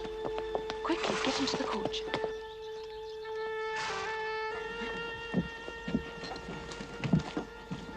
So, it falls to you to be the devil's keeper. Rest assured, he's in good hands. I wish he was in hell. I'll make him think he is. Oh, hurry, Henry. It's getting light. My dear friend.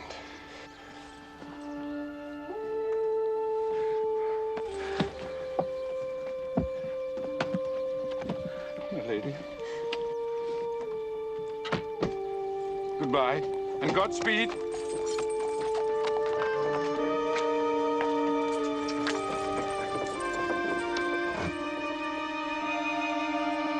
this game, you will tell me at once where they have gone.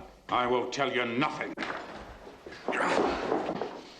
I will find out where these fools have fled. If it takes me a week, a month, or a year, I will follow. And when I have run my quarry down, I will drive a wedge into that family that will shatter it forever.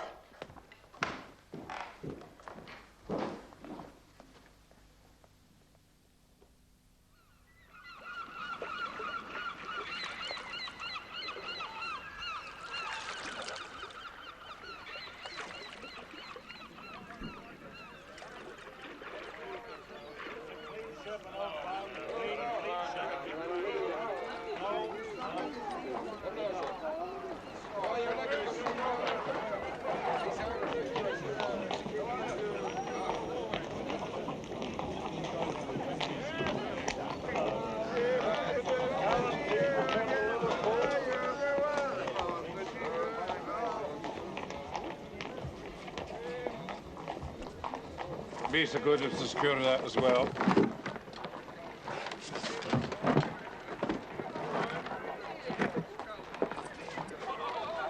Here. That's for your trouble. Thank you, sir. McKellar! Mr. McKellar! Hurry up and sound the alarm. Go tell his lordship that the prodigal has found him out. Drive on.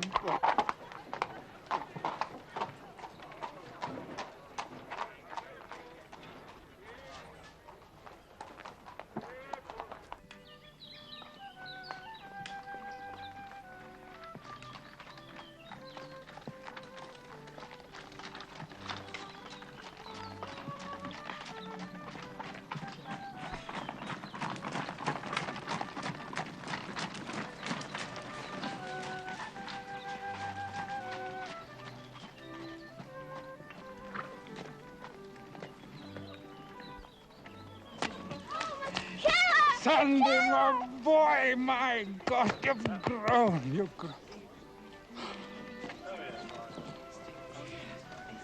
And Ned. My lord, Mr. McKellar. It's good to have you with us. The boy is growing, isn't he? I managed to keep him in the dark for nearly a year. But eventually, despite my efforts, he discovered your whereabouts and set sail. I believe he obtained funds for the voyage by selling the last of his property in Paris. In order to keep an eye on him, I secured passage on the same ship. Naturally, the moment we docked, I came straight here to warn you. We appreciate your concern, Mr. McKellar. But news of my brother's imminent arrival preceded you by an earlier ship, thanks to the lawyer Carlyle. We are therefore prepared. Thank you. I think I must warn you, my lord. He means to do you grave harm.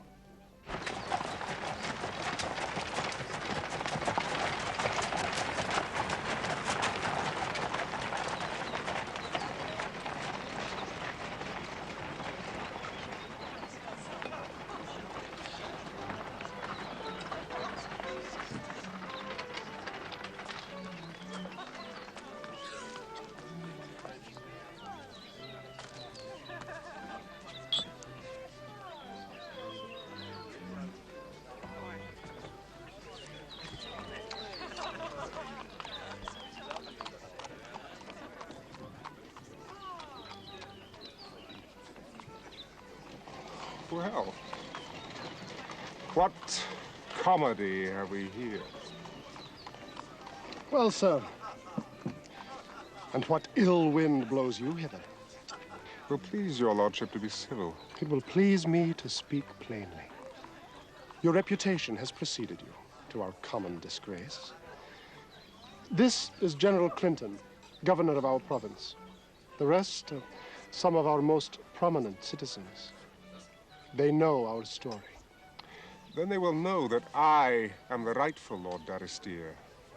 that you stole my titles and my estates, that everything you are and everything you own is mine by rights. The governor has promised protection to me and my family.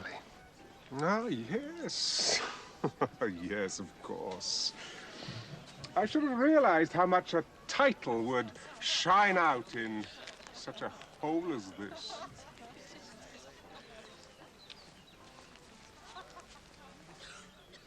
You are not to speak to any member of my household except me. You have a choice. Passage home on the first available ship, or the right to stay and earn your own living. Earn my bread while you steal it. You might as well learn it now, James. These claims fall on deaf ears. Well, which is it to be? I'll not be sent off like some unwanted baggage. Oh, no, no. That would make life too easy for you, brother. No. I'm staying. As a reminder that you have a brother.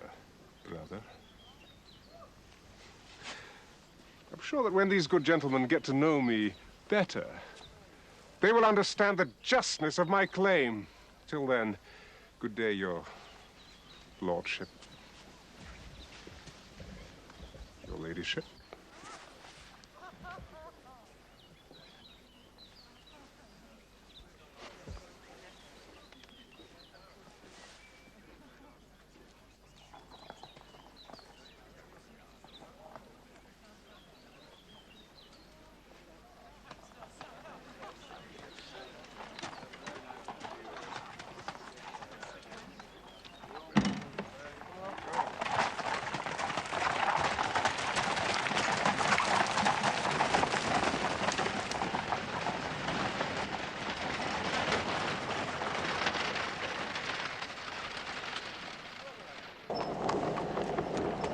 Earn my own living.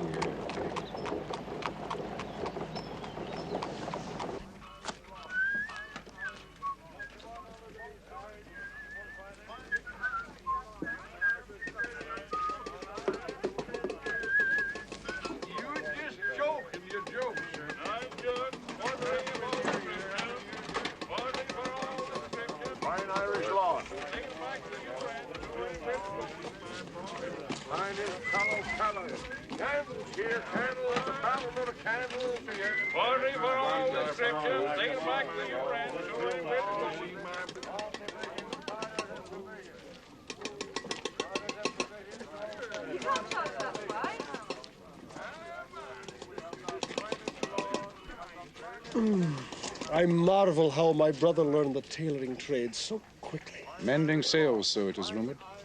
But why so low an occupation? No doubt to humiliate you. Well, if that's the case, let's encourage him so that he sinks even lower. My lord, it distresses me to see you coming here like this every day to gloat. I grow fat on it. 'Tis dangerous sport. If you push him too far, he will strike back. Quite the contrary, Mr. McKellar. I'm breaking his spirit. Good day.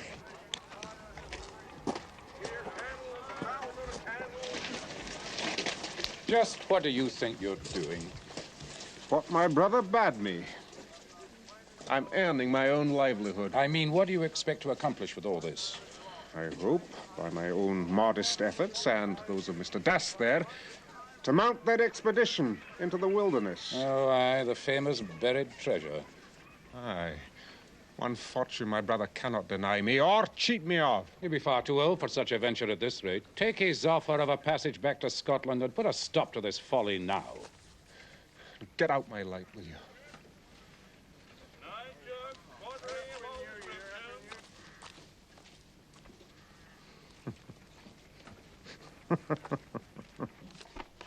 His only ambition is to reclaim his buried treasure. I'm sorry, Mr. McKellar. The latest mail from England. You were saying? All you've got to do is give him the money for the expedition. Let him come on his knees and beg for it. Oh, Henry, if there's a way, any way. Your brother is much too proud to ask you. But perhaps the money can be provided to him indirectly through a third party. Third party?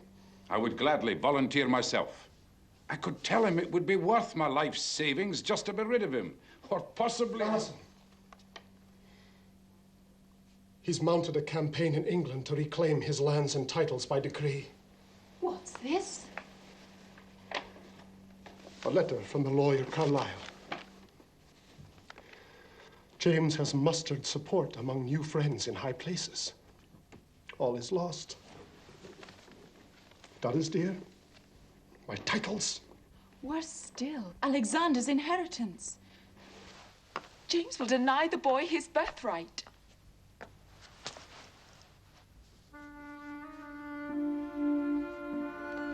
He must not know where the money comes from. Only that you will fund the expedition for a share of the treasure. What if we can't find it? What if there ain't no treasure? When you return and satisfy me that the deed is done, there'll be another like this. Agreed? Agreed. But I must have proof first. There are legalities at stake here, and I must be certain. My Indian friends taught me a thing or two. I'll wager you recognize your own brother's scalp when you see it. I will await your return at the inn in Canandaigua.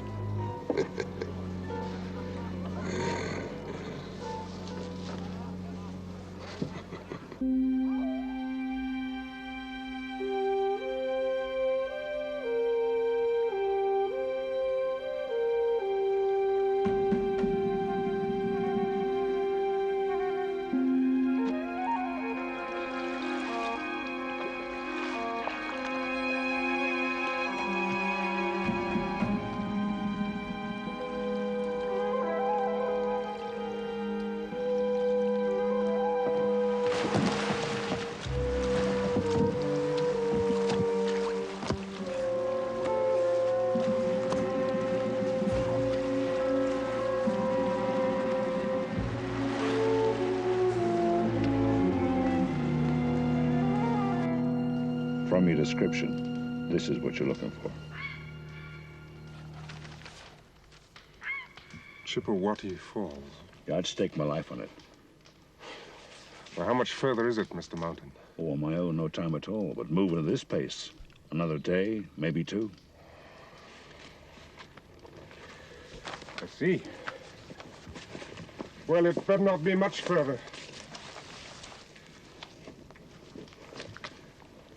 Mr. Pinkerton might poison us all with his cooking first.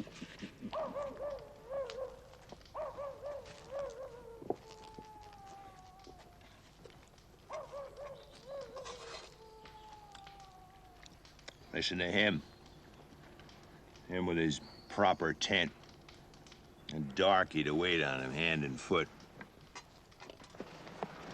We're the ones who have to lug it on our backs all day. And sleep on the bare ground at night. Don't let it get you down, Pinky. Yeah. This'll help you forget your troubles. Pipe down, the two of you. Will you learn to keep your peace, Pinkerton? And you, Hicks, I told you. No spirits on this trip. Now listen.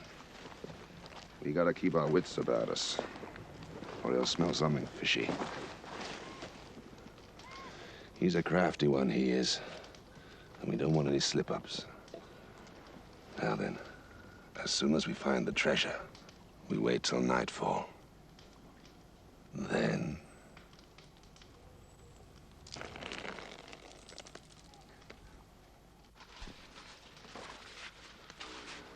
Well? We're right, Saab. They plan to kill us. I knew it. A trap. And I fell right into it. Oh, this is little brother Henry's doing. They will not kill the goose before they find the golden egg.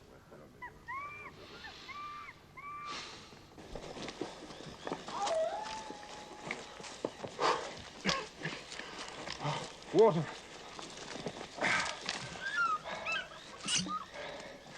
There's no escape there, watching us like hawks. We cannot overcome them, Sab. They are too many for us. I'll not be outwitted by these ignorant animals. Only to die out here in this stinking wilderness.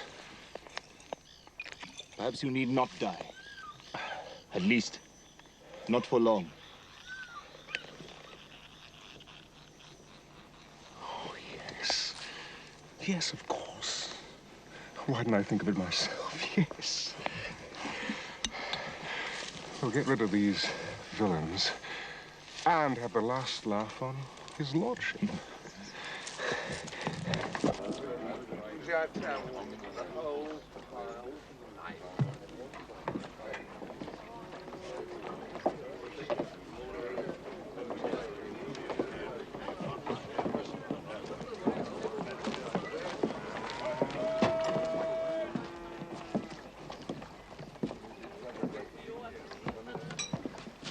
What news?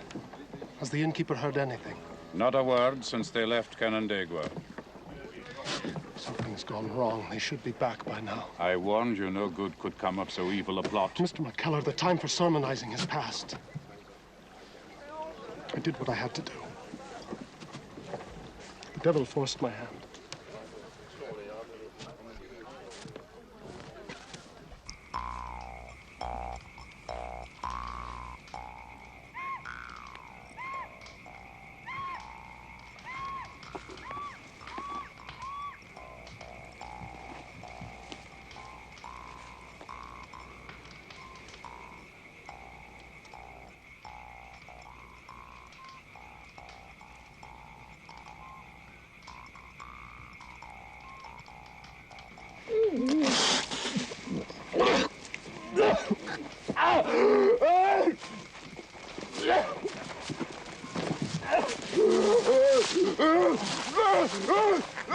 What the devil's the matter with him? Is he dead?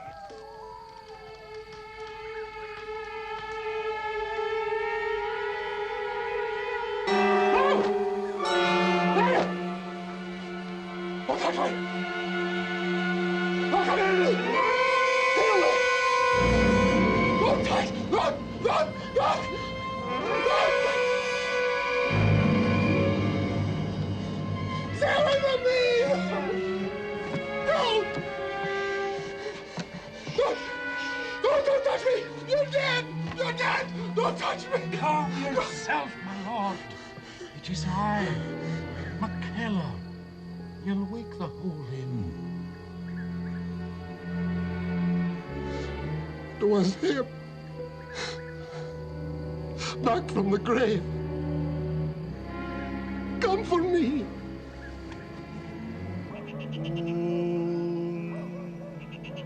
Shanti Nagahelo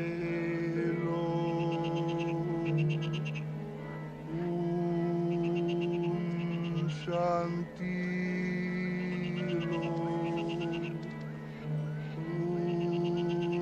Shanti Shanti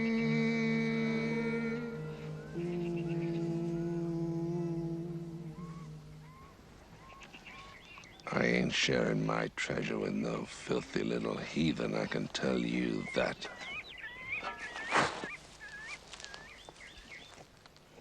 He is ready.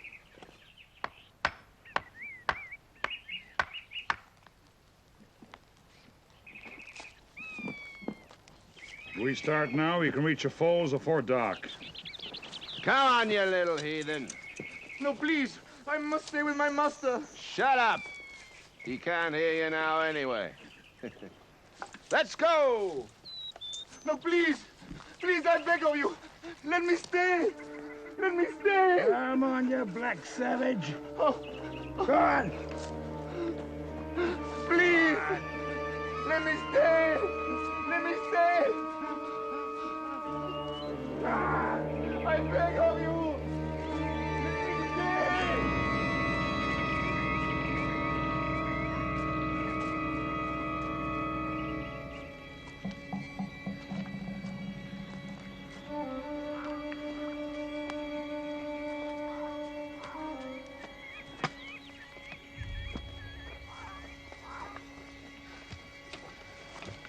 Murdering savages.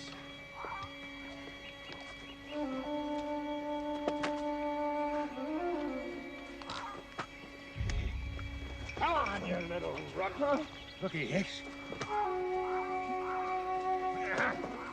on. Let's keep together.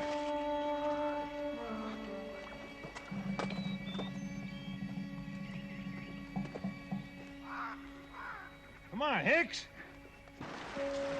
Hey, Hicks.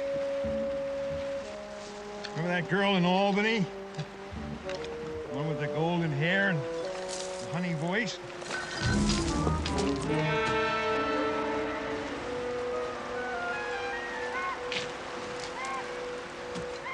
What was her name? I'd like to get her something pretty out of my share. For the life of me, I can't recall her name. Hicks, you hearing me? Hicks, where are you? Hicks!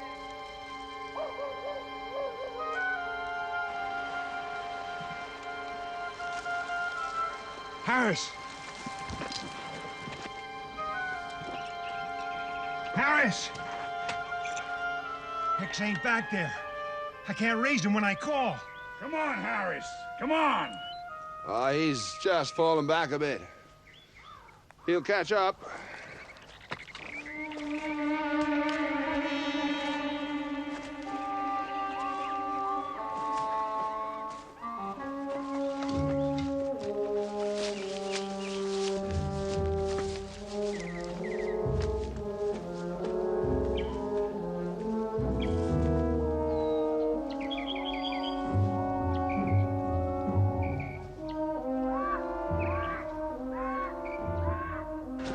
Suppose you got any water, have you, you little runt?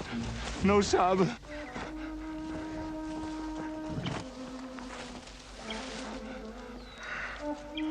Bring it in!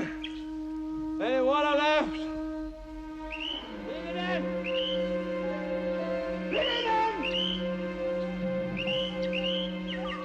The devil take the two of them.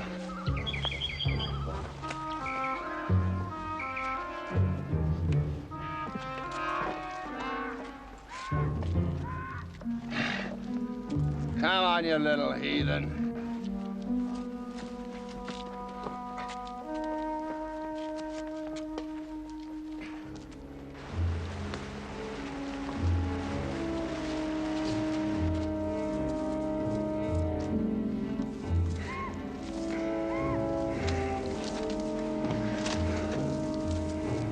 Good riddance.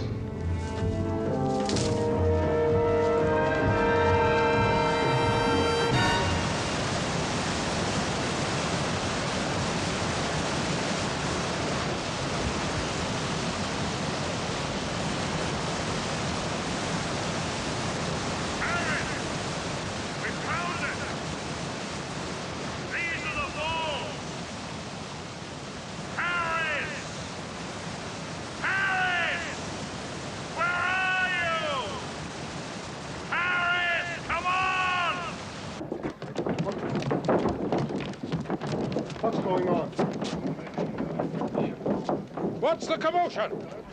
It's John Mountain's fault. The one that took the party upriver last They're week. back? Only one of them. It's him, McKellar. I know it's him. No. No. Look. So the only member of the party you could say for sure is dead is my brother. The others won't get out of there alive either. If the wilderness doesn't get them, the savages will. Yet you managed, Mr. Mountain. By the grace of God, and the fact I know that territory like the back of my hand. You never did say exactly what my brother died of. He had some sort of seizure. Then he fell unconscious. The little fella tried to help him. But you're absolutely certain he was dead. We buried him, sir. Yes, but it could have been a trick. Or perhaps you are trying to trick us, Mr. Mountain. Perhaps my brother gave you a share of his treasure to kill off the others and concoct this tale. My lord, You've only to look at the man to know he's been through a terrible ordeal. There's too much at stake here, Mr. McKellar, to take one man's word. I'm telling you, the man was cold as ice and stiff as a board when we put him on the earth. Now, that was 3 days ago. If he wasn't dead then, he's surely dead now. And I am telling you, Mr. Mountain, that we are not dealing with an ordinary human being here. We are dealing with a demon. I've told you all I know. Now, what more do you want? Proof, Mr. Mountain! I want proof! I'll not believe he's dead until I see him rotting.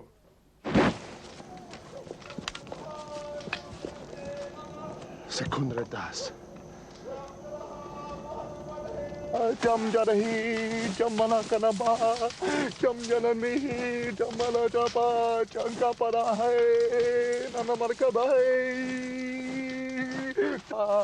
Ramnya tararia, rala la jala kanapa, rana mana hai, jam jala karana maha, mahal mahal hai, jala mana kabarat. Please, don't kill me. Don't kill me. You have nothing to fear, man. No one's going to harm you. Him. He tried to kill his own brother. Now surely he will try to kill me. I'll kill you, all right. Unless you tell me what it is you're doing in that grave. He's alive. Your brother is alive. He's out of his head, my lord. No, he's alive, I tell you. It is an old fakir's secret. To swallow the tongue and slow the heartbeat. I knew it. But please, you must help me get him out of here before it is too late. I beg of you. Every moment is precious. There is still a chance he is alive. Jam jala he, jam jala kaba, mahe maho, lam mama maraha, manjala he, manjala ho, re pa, jam jala he.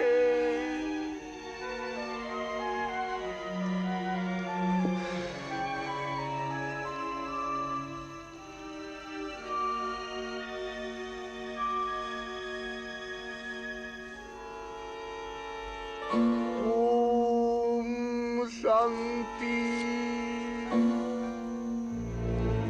Om Shanti.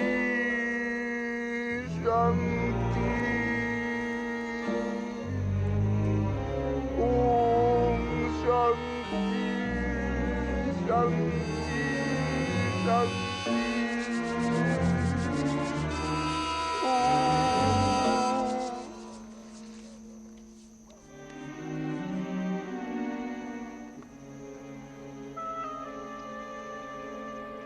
It is no use. Too many days went by. He will not return to us.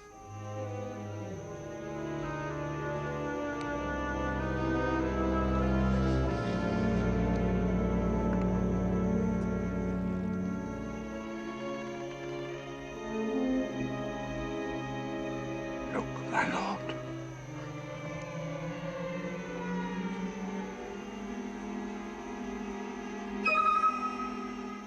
He lives.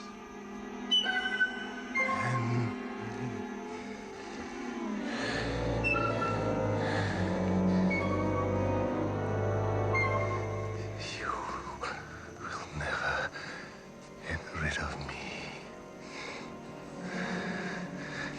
I will live on to haunt you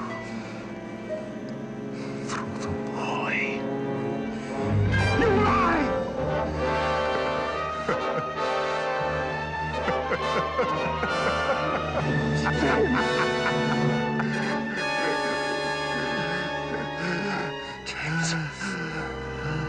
James!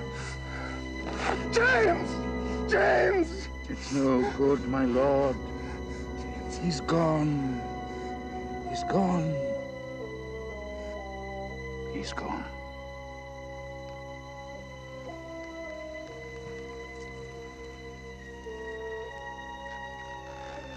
Yes. Yes, this time I truly believe that he is gone. What did he say to you, my lord?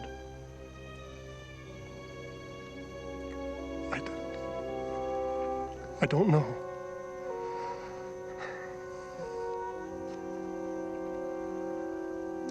make it out.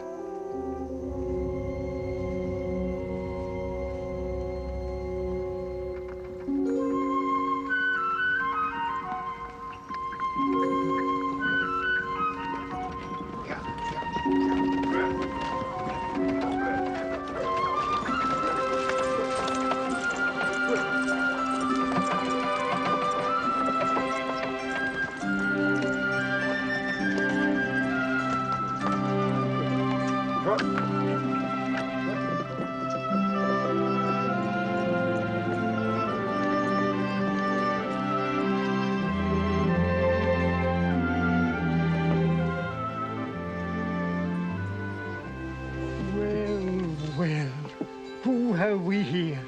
It is I, John Paul. Alexander. I can't believe my own eyes. For a minute there, I thought it was my own dear laddie come home again. Why, if you aren't the spitting image of your Uncle James. Come along, laddie. Your rooms are all ready and waiting for you.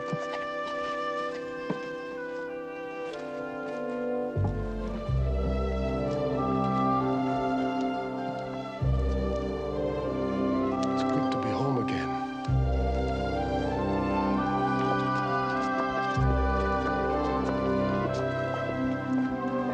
Alison.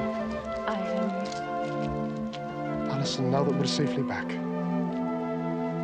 is there something you'll be wanting to tell me?